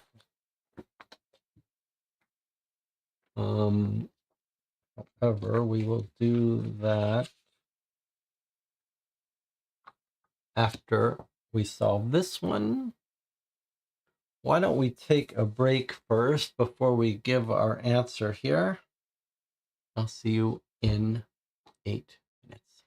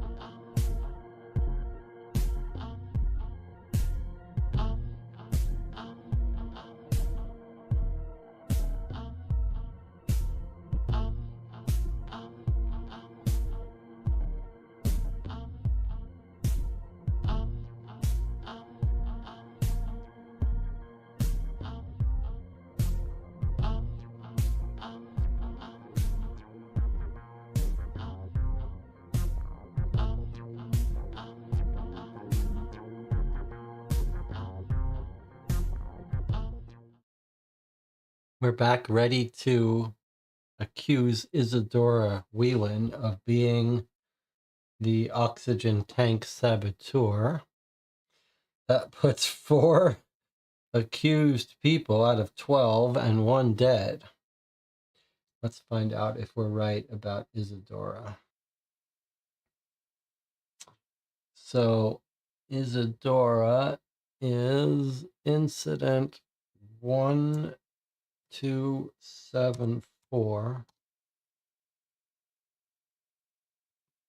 Isadora Whelan.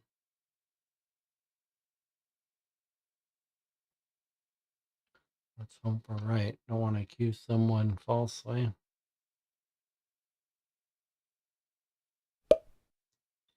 Oh, wow. Truly excellent work. We'll restrain them immediately before they can do any harm. In the meantime, I've been talking to Johann Wolf. You remember him, right? Head of Lunovos Industries, therefore in charge of the whole mission. And he's incredibly concerned about everything that has been going on up here. He said if these events continue, they might have to terminate the entire mission. He thinks he might be able to help, though. He asked me to put you in touch with him.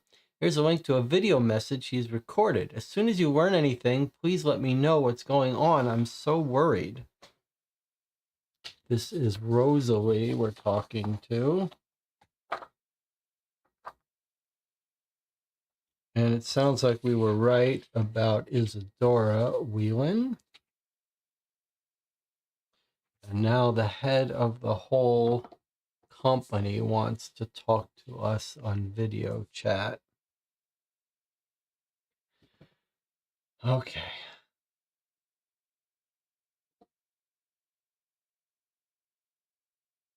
Let's see what we can do for this guy.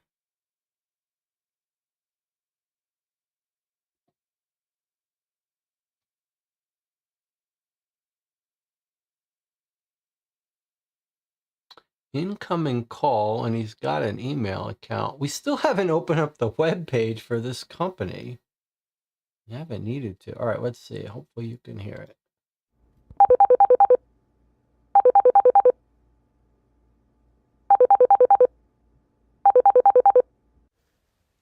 Hey, Detective. Johan here, checking in. Look, you're making progress, but you're not there yet.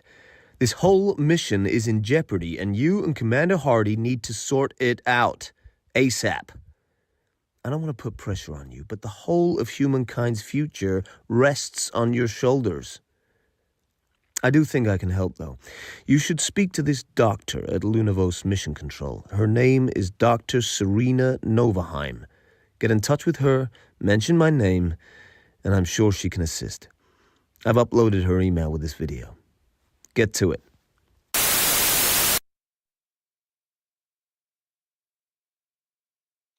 Okay, it sounds like we're supposed to contact her via email.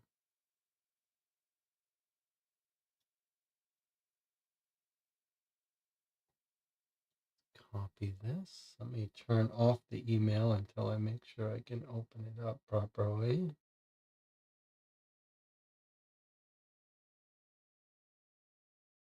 Okay, let's compose an email to Serena Novaheim regarding Lunavos moon mission. Boss said we should talk.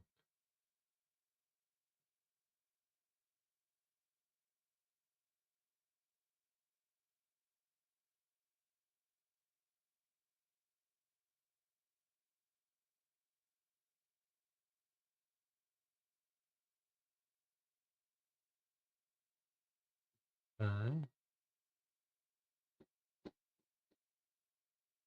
Hopefully she's expecting our email.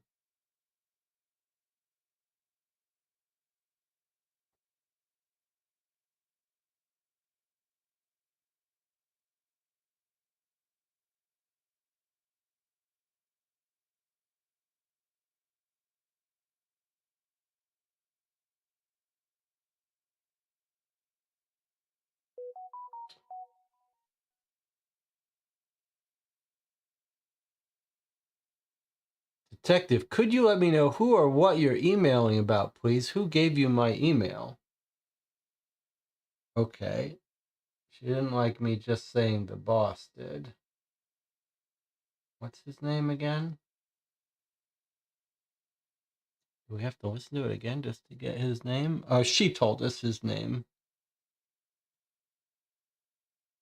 Johann Wolf.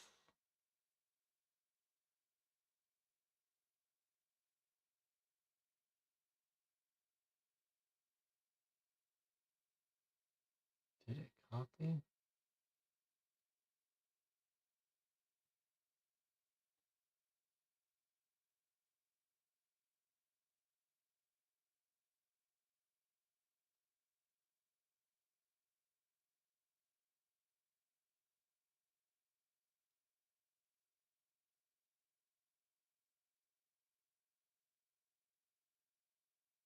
Okay.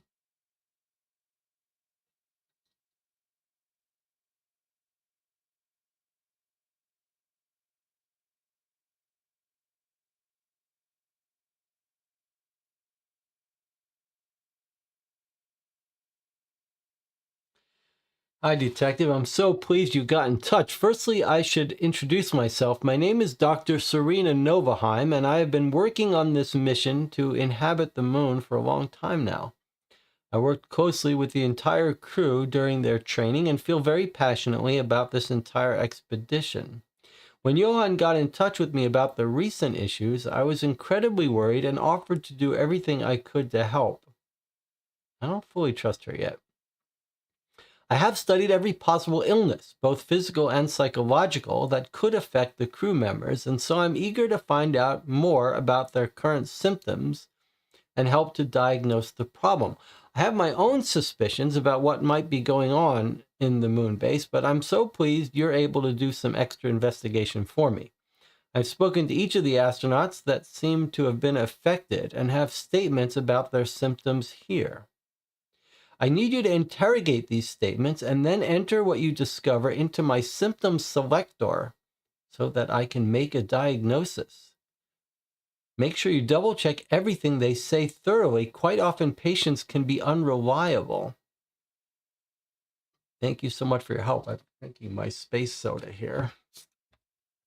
Okay.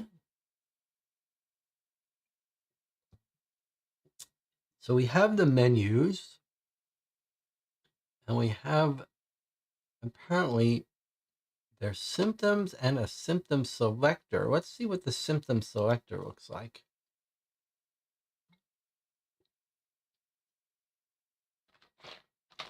All right, so we put in their symptoms, 5 symptoms. Each illness has 5 symptoms only. Okay, so we put in the symptoms and it's going to tell us what their problem is, I guess. And it seems like we're on the Lenovo site, maybe. Yes, we're on the Lenovo site now. The one that we were talking about.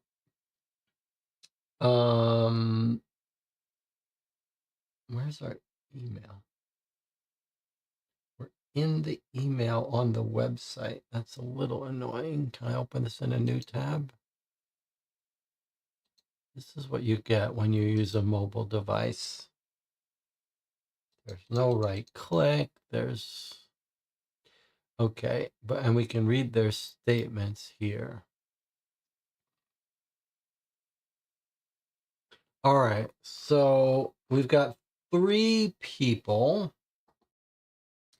Courtney, Fatima, and Isadora. These are the 3 people who did some sabotaging and don't remember it. Courtney, Fatima, and Isadora. And now we're going to try to find 5 symptoms each so that we can diagnose them. But she warns us they could be unreliable. Maybe this is where the menu stuff is going to come in. Okay, here's Courtney.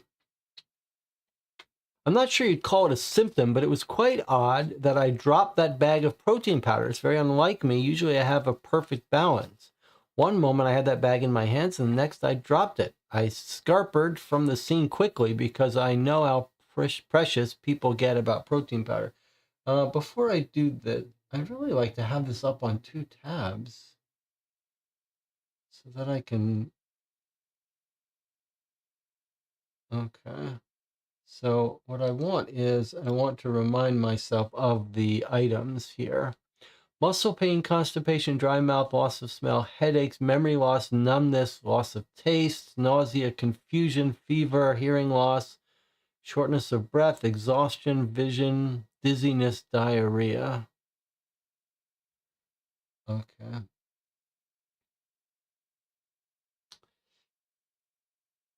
So she says it was odd that I dropped it.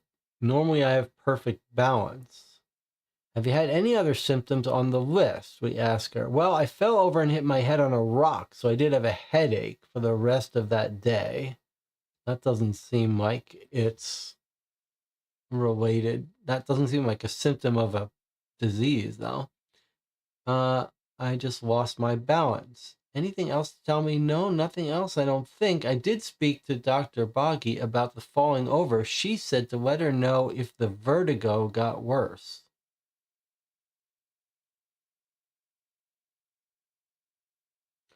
Boy, that does not seem like 5 symptoms, does it?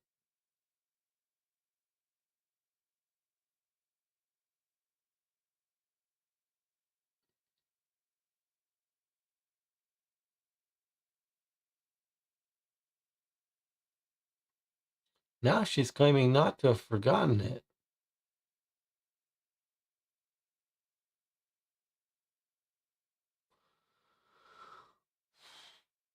Well, that's weird. Okay, let's go back. Let's go back and look at the rest of these statements. see what Fatima says. Fatima says, my only symptom is I'm blind as a bat. I can't believe it. I don't remember ever needing glasses in my life. Now I can't see over long distances. What's going on?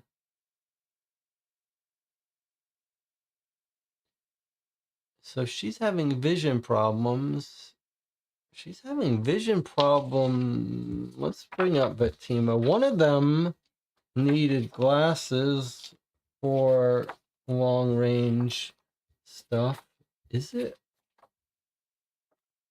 Was it already Fatima?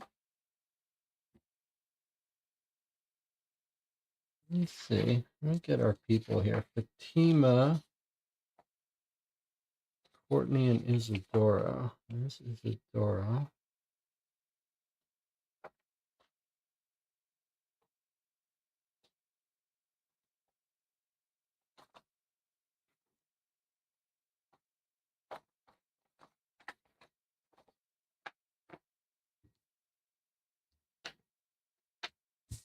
There's Courtney. There's our three people. It is weird because one of our people needed glasses for long distance stuff. Fatima here.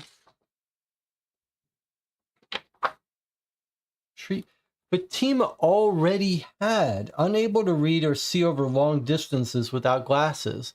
And now she's saying she can't see over long distances. She never had glasses. So she's forgetting. This is the part about unreliable. Oh, maybe Jonathan's right. 5 symptoms overall combined. I think that makes sense, Jonathan. Okay, so but here's the fun thing about Fatima being unreliable. She says, my only symptom is I'm blind as a bat, but that's not her symptom because I remembered how she needed glasses over long distances. And here she says, I can't remember ever needing glasses. Now I can't see over long distances. So she has been... her symptom is actually forgetful. It's not vision. I'm surprised we need another doctor investigating. I don't remember treating anybody on the moon since we've arrived. It's been very peaceful. So Fatima's symptom is forgetting, or at least one of them.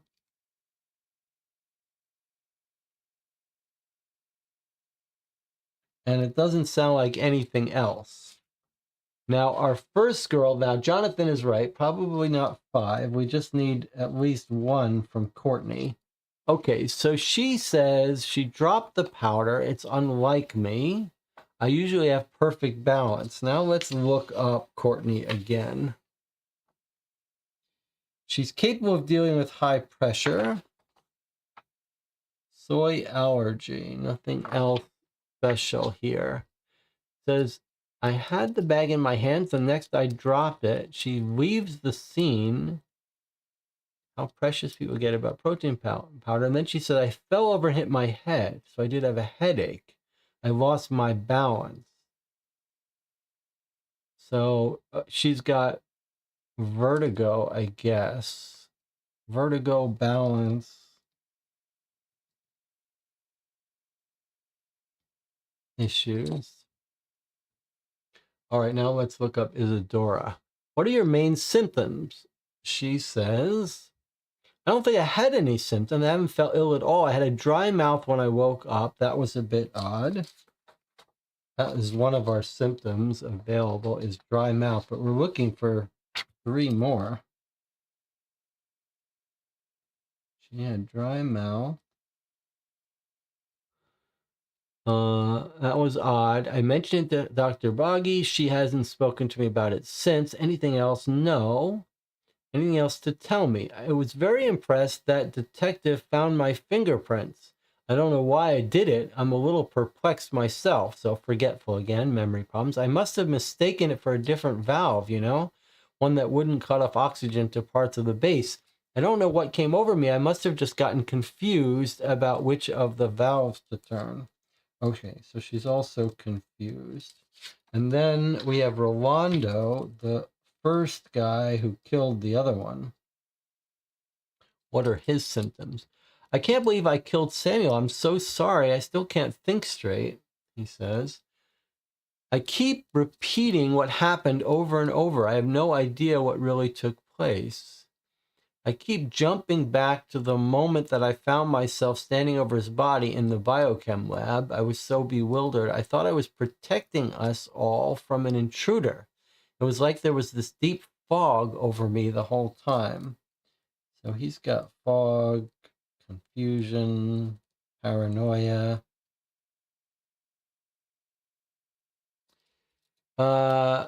I'm just sad about everything. I want to go home. Anything else? The day the oxygen got shut off, I did struggle to breathe, but I was in the storeroom at the time, which I think did lose all oxygen, so that's probably why.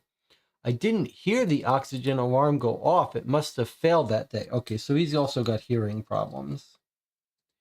He was in the storeroom, which did lose oxygen, so it's not a breathing problem, but a hearing problem because we were told so how loud it was.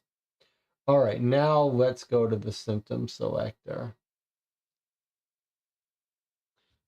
All right, where's Rolando? There's our 4 people. And there's their symptoms as we've identified them. Okay, let's see. Dry mouth, memory loss, hearing loss,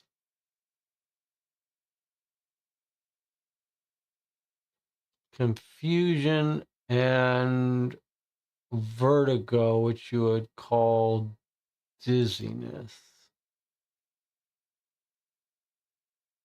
Okay, that's my list.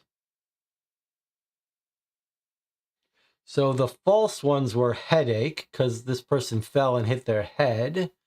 Vision problems, because she doesn't really have a vision problem. She's just forgetting. And they don't even have an entry for loss of breathing trouble. But we think it's hearing loss. Okay, Jonathan says, seems good. All right, let's try it. Thank you for using the symptom selector. You will have received an email from your physician about this diagnosis. Please check your inbox.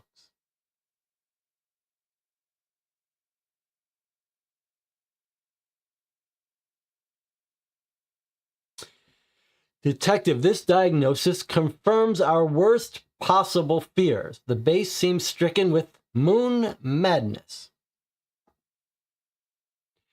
a perplexing syndrome characterized by an array of baffling symptoms, which presents a unique challenge to individuals inhabiting lunar or moon-like environments. It seems some of the crew have had these symptoms for weeks, as you can see from the table I made below. And then these asterisks say, for days ago, do not include today, start counting from yesterday. Okay.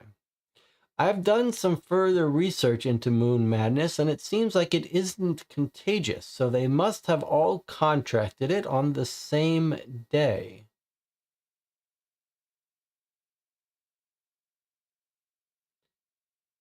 But one got it 9 days. I guess it takes time for these things to trigger. What's it called? I don't remember the medical term. It would be great to pinpoint which day they caught it, but one thing that complicates it is that there's a window for each of these symptoms in which they can start to present. Unfortunately, though, all of this is pointless, as these incidents mean that we will almost certainly have to pull the plug on the entire mission. We just can't afford more of the crew to die. Their lives are far too valuable. I will inform Johan right away of the situation. If you can inform Rosalie, that would be excellent. We will proceed with the plan to extract all the residents of the moon base. This is interesting. So it clearly wants us to find out what day it was. And then with our calendar, we might be able to pinpoint what food they ate. And then maybe we'd be able to find out what meal it was and then what was in their meal. But it is weird how she's saying like, it would be nice to figure it out, but don't worry about it because it doesn't make a difference because they're going to pull them. So, but we're going to figure it out anyway. Okay, let's see. So we've got the, it would be nice to print this out and write on it, but let's take a screenshot. All right, let's take a look at this. So they all take some time to gestate. So, but it must have started at least 14 days ago, because our earliest symptoms happened 14 days ago. So 14 days ago, dry mouth and hearing loss. Dry mouth and hearing loss could have gestated for 0 days, so they could have gotten it on that very day. What is this part? Do not include today. Start counting from yesterday. Okay. It's not really that relevant to us, but whenever it happened, if it earliest it started was 14 days ago, let's just assume for the sake of discussion that it incubated for 0 days for dry mouth and 0 days for hearing loss. Then it took 6 days for memory loss to show up. And memory loss goes from 0 to 7 days. So that actually puts a very tight window on it, right? Because dry mouth happens, and then 6 days later comes the memory loss. So you could see memory loss couldn't have happened, whatever day it happened, memory loss could not gestate for more than 7 days. So it must be that they got sick 14 or 15 days ago. So 14 or 15 days ago must have been when they got sick, because even if it took a full 7 days for memory loss to kick in, that would happen on 8 days ago. Okay, but can we do better? Can we do better? Confusion has to be 0 to 5 days. That's still consistent with 14 or 15. What about dizziness? Dizziness could take 10 days. That's still 14 or 15 would be consistent. Hearing loss and dry mouth are both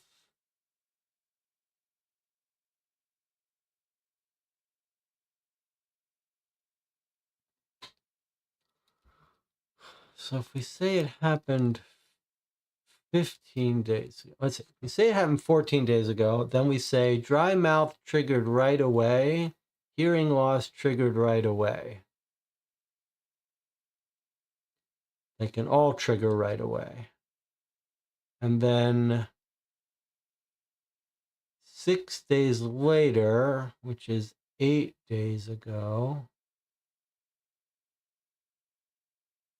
we get memory loss, which is consistent. 5 days later, we get dizziness, which is consistent.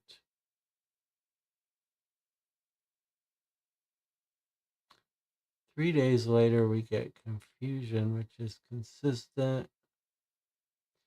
So is there something that's preventing it from being 15 days ago?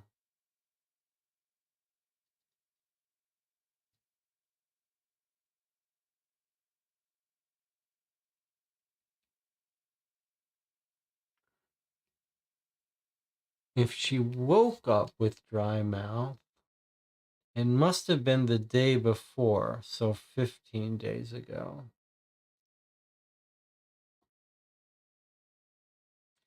Let me see if that makes sense. I like your thinking, remembering that she woke up with it.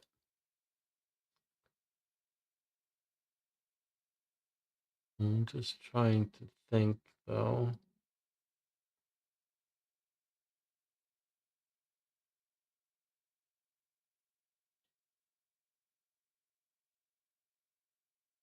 Well, it's really not off by 1 hour. It just seems very finicky, but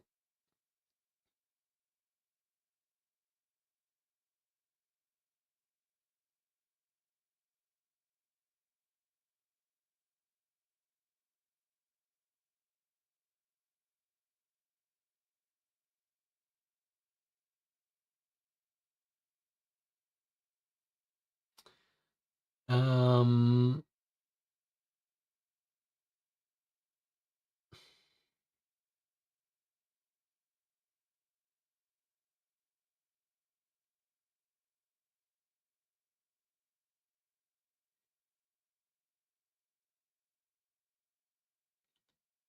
not include today, start counting from yesterday. Okay, but if it was 14 to go, I guess the point is not whether she got it.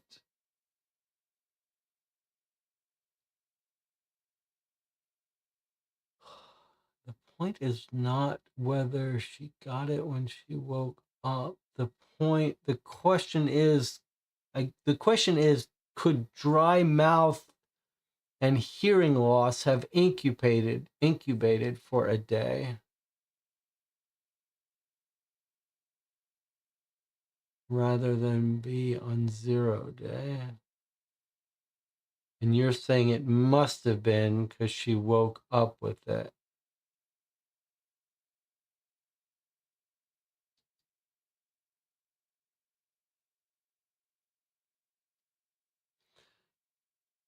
I guess if we look at this, maybe this is a little easier to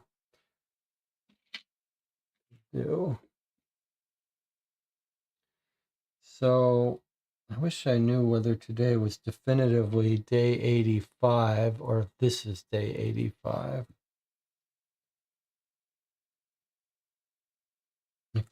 Oxygen. Okay, so this is today, the oxygen day. All right, so if we go back 1 week, 2 weeks, that's 14 days ago.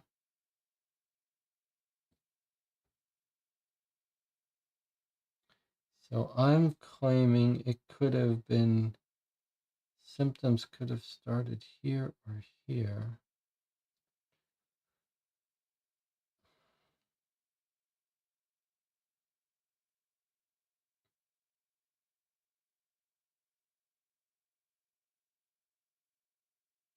So what is the problem?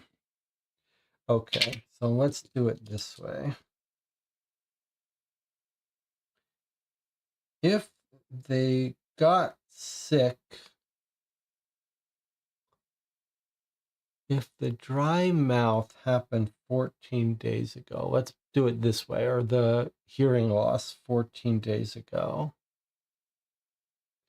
then, and here's our current day, but it says don't count today. Okay, 1, 2, 3, 4, 5, 6, 7, 8, 9, 10, 11, 12, 13, 14. Okay, there's 14 days ago. Or 15 days ago. We think it's going to be one of these meals. And Nelson was pointing out if she wakes up with dry mouth, as we're told, that means it must have been this meal she got. Unless it took 2 days to incubate, or 1 day to incubate. That's the sort of problem. I agree with you that it's likely this one. But let's see. So if it's this meal that everyone got sick on, just for example, and then we're saying it took 1 day for these symptoms to show up.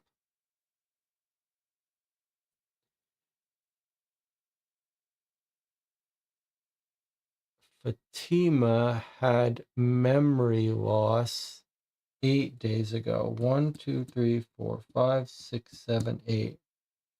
So Fatima had memory loss here.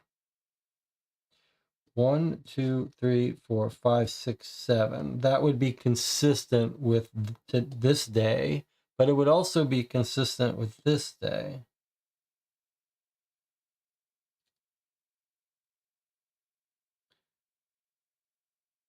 But if you wake up with it, that means you had it here.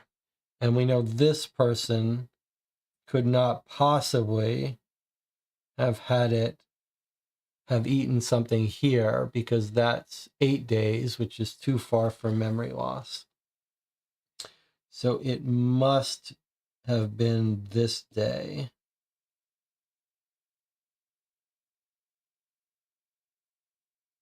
But why couldn't it be this day?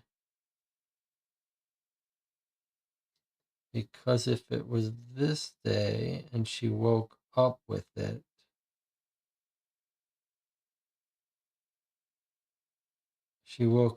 which means she must have had it the day before. And that's as far back as we can go. Okay.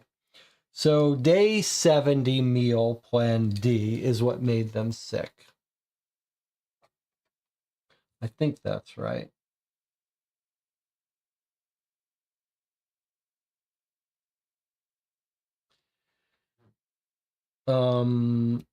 So is everyone following how we know it's on this day? I think Nelson's key insight.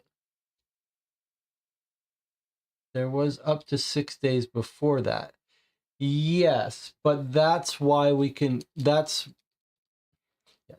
This symptom of 14 days is when this person is showing symptoms of dry mouth.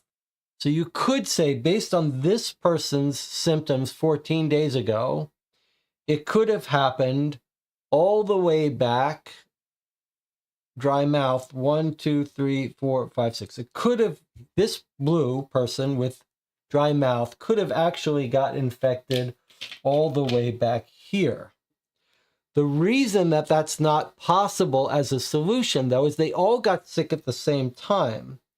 So if our Fatima, with her memory loss, got sick here, she would have had to have symptoms in the first week because her gestation period for her memory loss is only a week, but she didn't start showing symptoms till here. That's why we can pinpoint this date, because Fatima's symptoms only incubated up to 7 days. So the sickness that everyone got must have happened from day 70 to day 77. That's what keeps it from being back here. So we know from Fatima that it had to happen here. And in the same way, we know that this person with dizziness, with dry mouth, could not have gotten it after they started showing symptoms, which is here.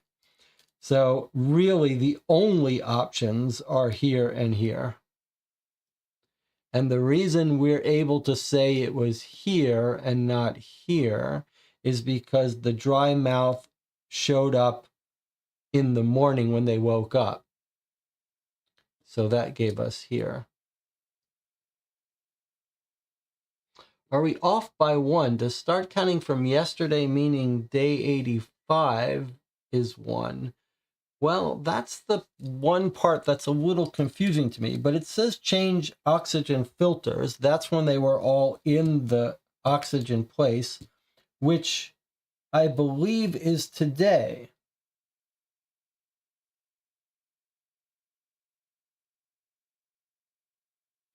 So 1, 2, 3, 4, 5, 6, 7, and there's our 14. So I believe we're right. I believe this is the day before. It says For days ago, do not include today. Start counting from yesterday. So if we're on this day, we start counting from yesterday. 1, 2, 3, 4, 5, 6, 7, 8, 9, 10, 11, 12, 13, 14. That's when these symptoms started showing up, which means the dry mouth had to have been infected no later than day 70. The email says today is 86. Is that right? If so, then you caught something important. Where does it say that? Where did I miss that? Where does it say today is day 86? That's a huge catch if you've caught that. The last point. Yes, the last phrase. Well done. Today's mission date 86. Okay. That was a little bit of a struggle here because we talked about whether this X means it was the previous day or not. Okay, so now you're right. It is saying the current day is 85. So everything is off by 1. Okay, so there we have it. The current day is 86.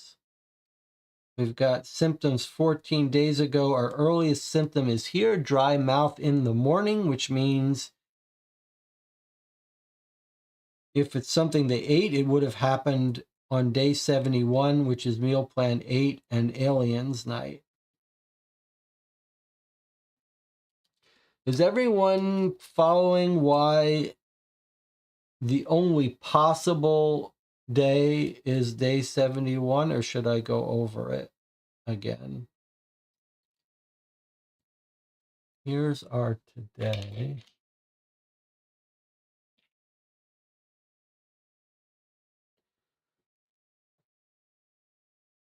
Fourteen-day ago symptom here. So we know it has to be here or earlier. We've got one symptom started here 14 days ago. So they all got sick on the same day. Has to be here or earlier. This woman's symptoms only incubate for the most a week. So she cannot be earlier than here. This guy must be earlier. She cannot be earlier. So that's these two people, the dry mouth and the dizziness, are what lock us in to this date. So meal plan A is our new conclusion. Now, we haven't been asked for meal plan. In fact, this email says, hey, pinpoint which day they caught it, but I don't think it matters because everyone's coming home.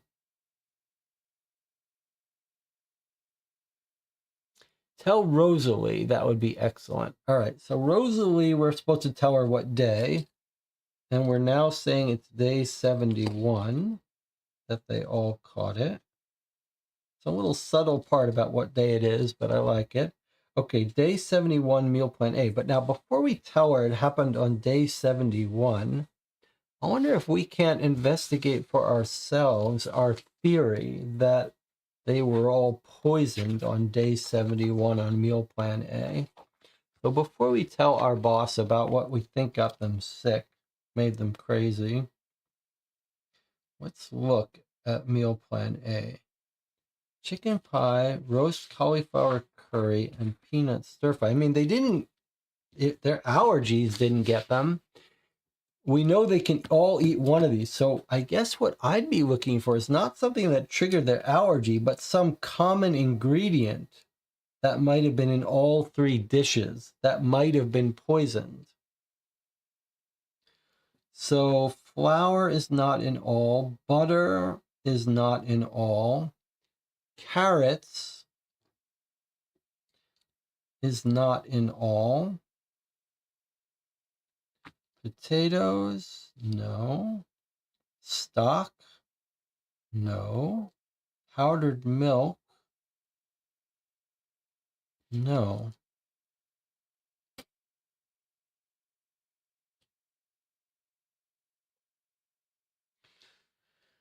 So,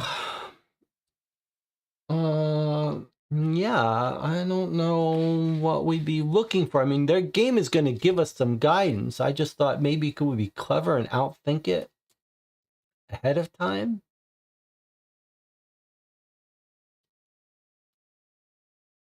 It's not going to turn out. I mean, celiac and whatever is not going to make them crazy and account for these symptoms, these moon madness.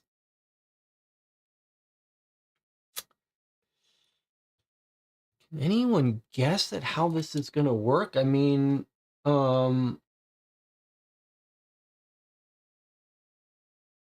we've got our 4 people. Let's take a look at them and see about their allergies. So this person, Isadora, who went crazy, she doesn't even have any allergies. She just doesn't like garlic and onion. So she would not have eaten the peanut stir fry. And she would not eaten the roasted cauliflower. She would have eaten the chicken pie. I mean, maybe we can write this down. It seems like we're going to need this, but I don't see how that explains her craziness. Unless they all ate the chicken pie. So Isadora would have eaten the chicken pie.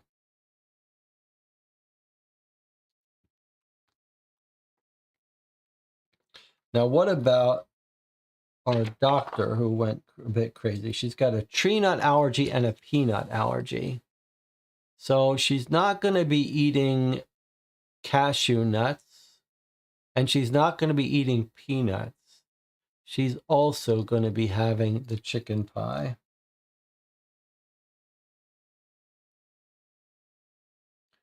Fatima is also going to be having the chicken pie. Have we figured it out? Have we figured it out? We've got Courtney and we've also got Rolando, don't forget. Have we figured out what's going to be happening here? Okay, Courtney has a soy allergy, so she's not going to be having the cauliflower, and she's not going to be having the peanut stir fry. So Courtney is also having the chicken pie. Okay, I think we figured it out. Pretty cute. Okay, we've got one more person, Rolando. Let's make sure that he would have eaten the chicken pie. Where is Rolando?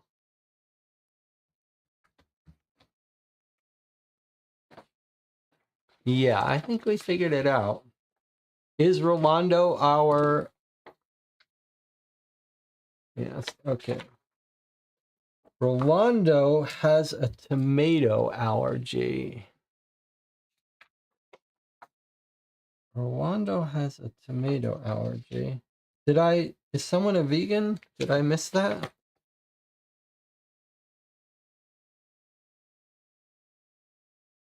No.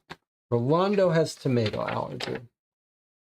Okay, so he's not eating the cauliflower curry. And please tell me he's not eating the peanut stir-fry tomato paste. There you go. His chicken pie. Okay, so 4 people went crazy. 4 people ate a meal. They all went crazy on that, on something they don't know. The crew, the moon base doesn't know it's something they ate. But now we figured out that on day 71, meal plan A, they all would have eaten the chicken pie. Vegans would not eat chicken, says Nelson, but I don't know why that's relevant to us.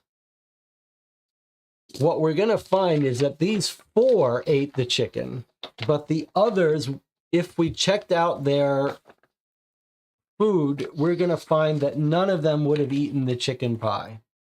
That's why they didn't go crazy, or maybe one of them hasn't. But yeah, Commander Hardy was a vegan. She wouldn't have eaten it. The celiacs don't eat flour. Vegetarian won't eat chicken. Lactose is not going to have milk. Celiac won't eat the flour. Vegetarian won't eat the chicken. Ginger. intolerance to ginger. So I wonder if this person is going to have eaten the chicken.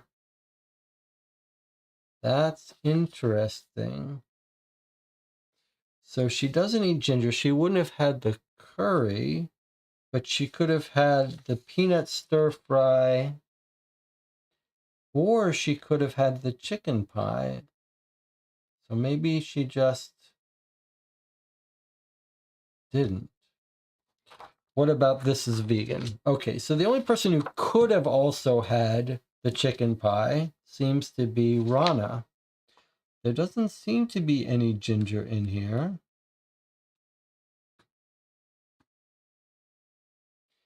But there's also no ginger in the peanut stir fry. So she could have had either of these, Coral. But maybe she didn't. Maybe she had the peanut stir fry.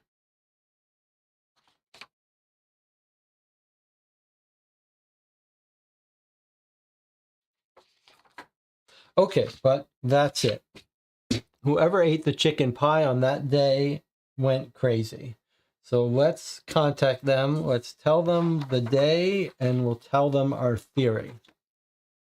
All right, so she wants us to let Rosalie, the boss on the moon, know. All right, here we go. Okay, they all got sick on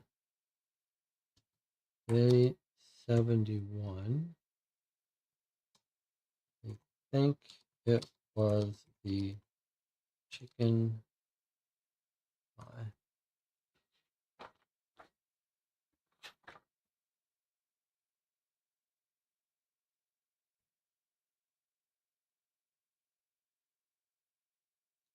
I feel like this doctor is trying to get credit from us, so it's better if we take the credit for ourselves.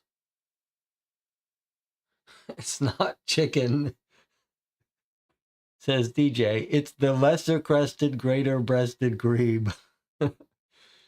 Okay.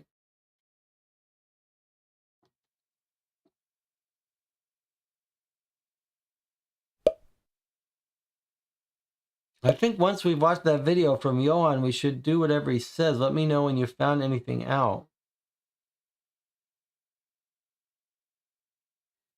Well, we did. We did watch the video and we talked to the doctor.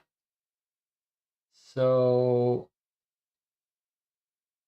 let's read again what she wants us to do. You inform Rosalie, that would be excellent. All right, we're trying to inform Rosalie.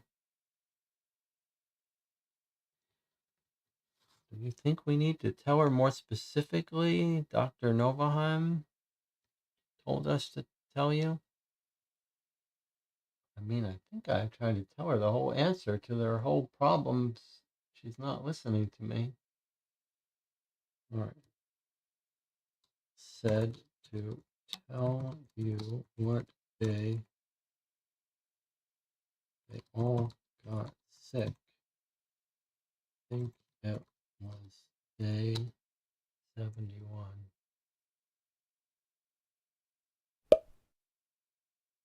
Ah, Johan asked you to talk to Dr. Novaheim. She's fantastic. Let me know what you find out once you've helped her. Okay, clear out the moon wax in your ear. Found out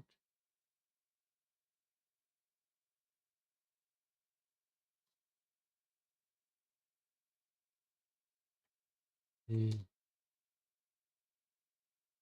got sick on day 71.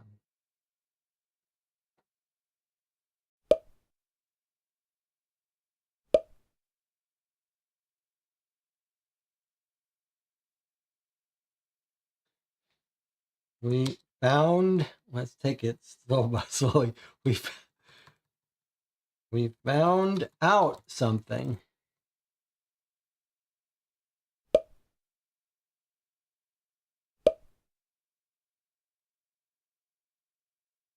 Do we need to watch the video again? Should I just say day 71? Am I confusing her? All right, she wants us to watch this video again. No, we don't need help. You need some help. You need some help.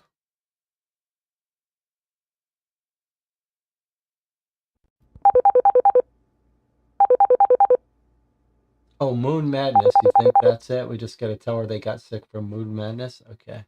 Yes, you're right. I think you're right.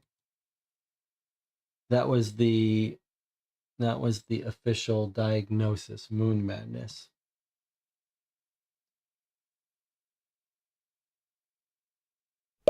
I think Jonathan's right.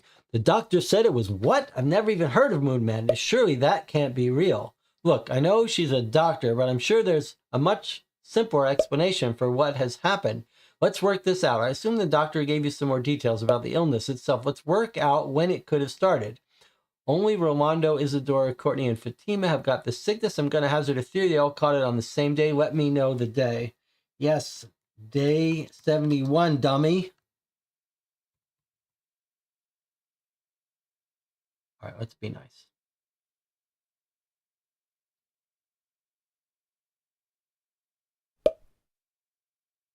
Day 71, interesting. The only thing I remember about that day is we watched Alien. Oh God, I hope they're not all infected. I'm no Ellen Ripley. Okay, it was... We already figured all this out. We're way ahead of you. Way ahead of you, Rosalie. It was the chicken pie. Yes, Rosalie, it was the meals. Wait a second. So you're saying all the people who started behaving strangely would have eaten the chicken pie? That's so strange. I wonder what it was about the chicken pie. Can you find out more? Nobody else has ever shown any symptoms. Okay, what was it about the chicken pie? Well, that's an interesting question. We did not figure that out. Let's read the chicken pie. Make puff pastry, combine flour, salt, and butter in a food processor. Pulse it until it forms a dough. Add cold water, pulse again. Roll out and fold a few times. Roll again and line your pie dish, saving some pastry. Bind, bake. Add the freeze-dried chicken, carrots, potatoes. Simmer. Use flour and butter to make a roux. When the contents of the large pan have finished simmering, add the liquid, but not chicken or veg, from the pan to the roux. Then add powdered milk, gently bring to a simmer. Add the chicken and veg to the sauce, bring back to a simmer before removing from heat. Season contents, place into the blind bake pastry case, cover with pastry lid, pinch edges to seal, bake for 20 to 25 minutes at 400 degrees. Well, how are we supposed to know from that what went wrong?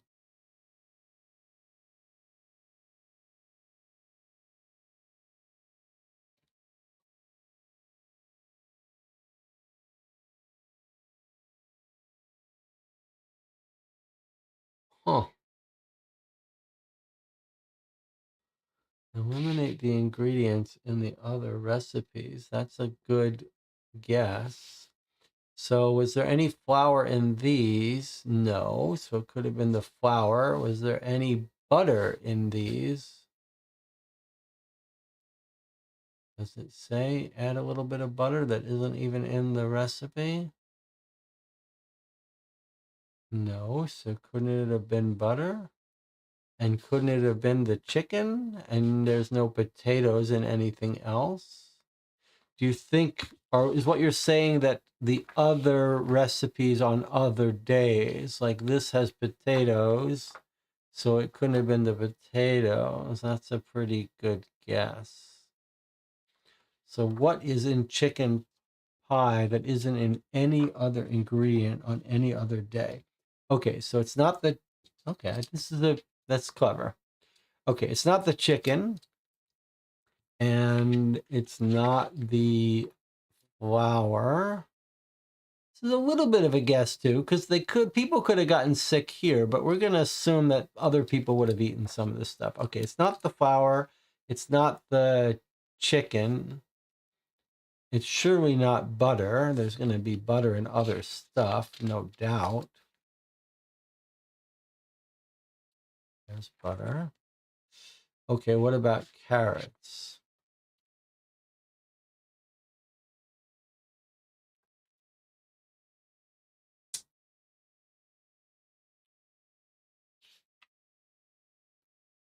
Pepper, garam masala, prawns, tomato paste, peppers. I don't see any carrots.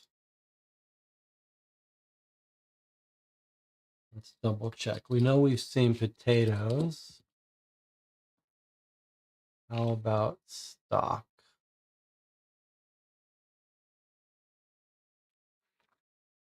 There's stock. Powdered milk.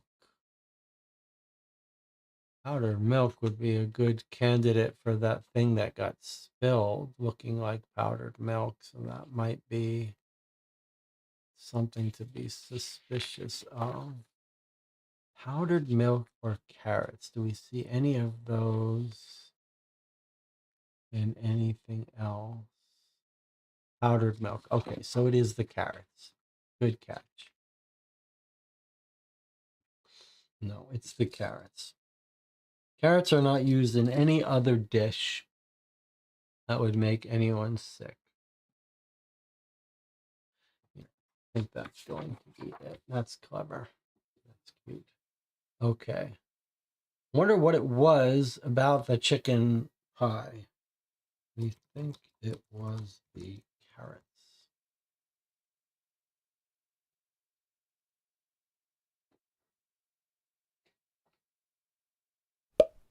Which could have been drawn on the moon. Carrots are the only ingredient that aren't in any other meal. It must have been the carrots that caused the issue. They must have been poisoned. I can't believe this. Somebody's trying to kill us all. I've recorded a message to outline what we should do next. All right, here we go.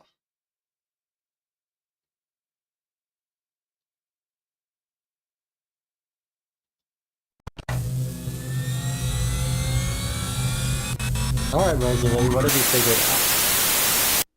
Fantastic work, Detective. Thank you. We know that the carrots have been poisoned. And that must be the cause of this moon madness that made people see all those things. And what caused Rolando to kill Samuel. Oh, Samuel. You didn't deserve this. Carrots are meant to be good for your health. I guess the big question now is, who is behind this and why did they do it? It all seems so bizarre. Yes, I'm going to see what I can find. Then maybe we can solve this thing for good. When you're ready, open up the final package and we can get to work.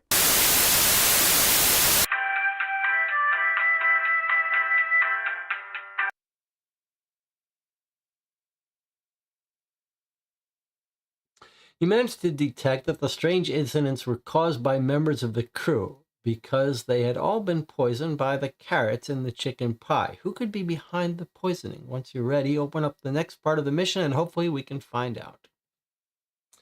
All right, so we finished part 2. Took us a little longer than yesterday, 3 hours and 26 minutes.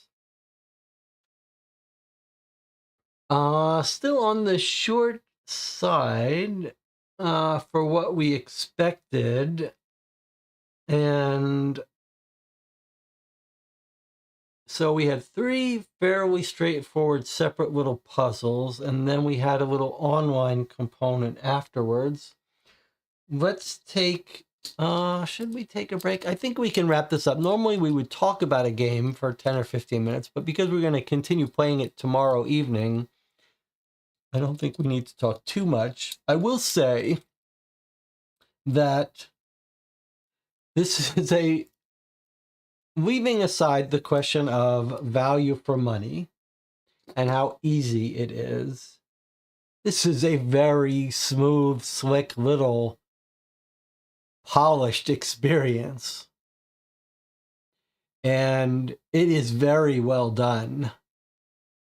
Like, these little puzzles all involved elements where we sat and had to think about it for a little bit. They were all particularly clever. They all worked very well. And yeah, I mean, some of them look a little more like busy work than others, like the DNA codes didn't really have anything to really think through. But the footprints were clever.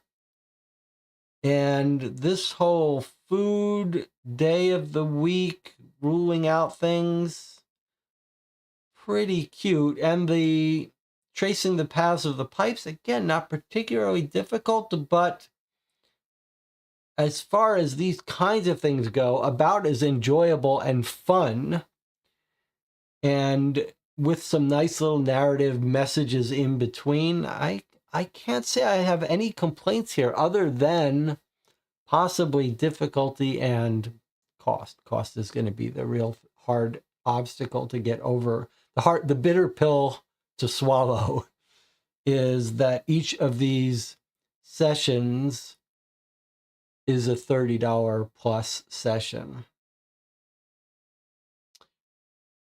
All right. Any thoughts from the channel before we sign off here? We're going to meet again tomorrow evening at 10 p.m.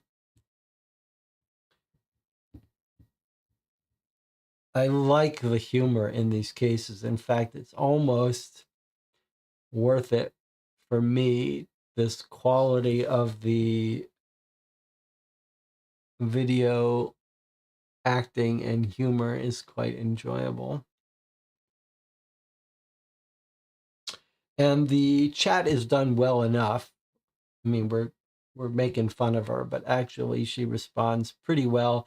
The moon madness thing, that was good that Jonathan figured out that's what she wanted, but we would have figured that out. Any thoughts from the chat before we sign off here? Will the moon cult be behind the poisoning? That's an interesting question. If so, we're not building up the moon cult here very much.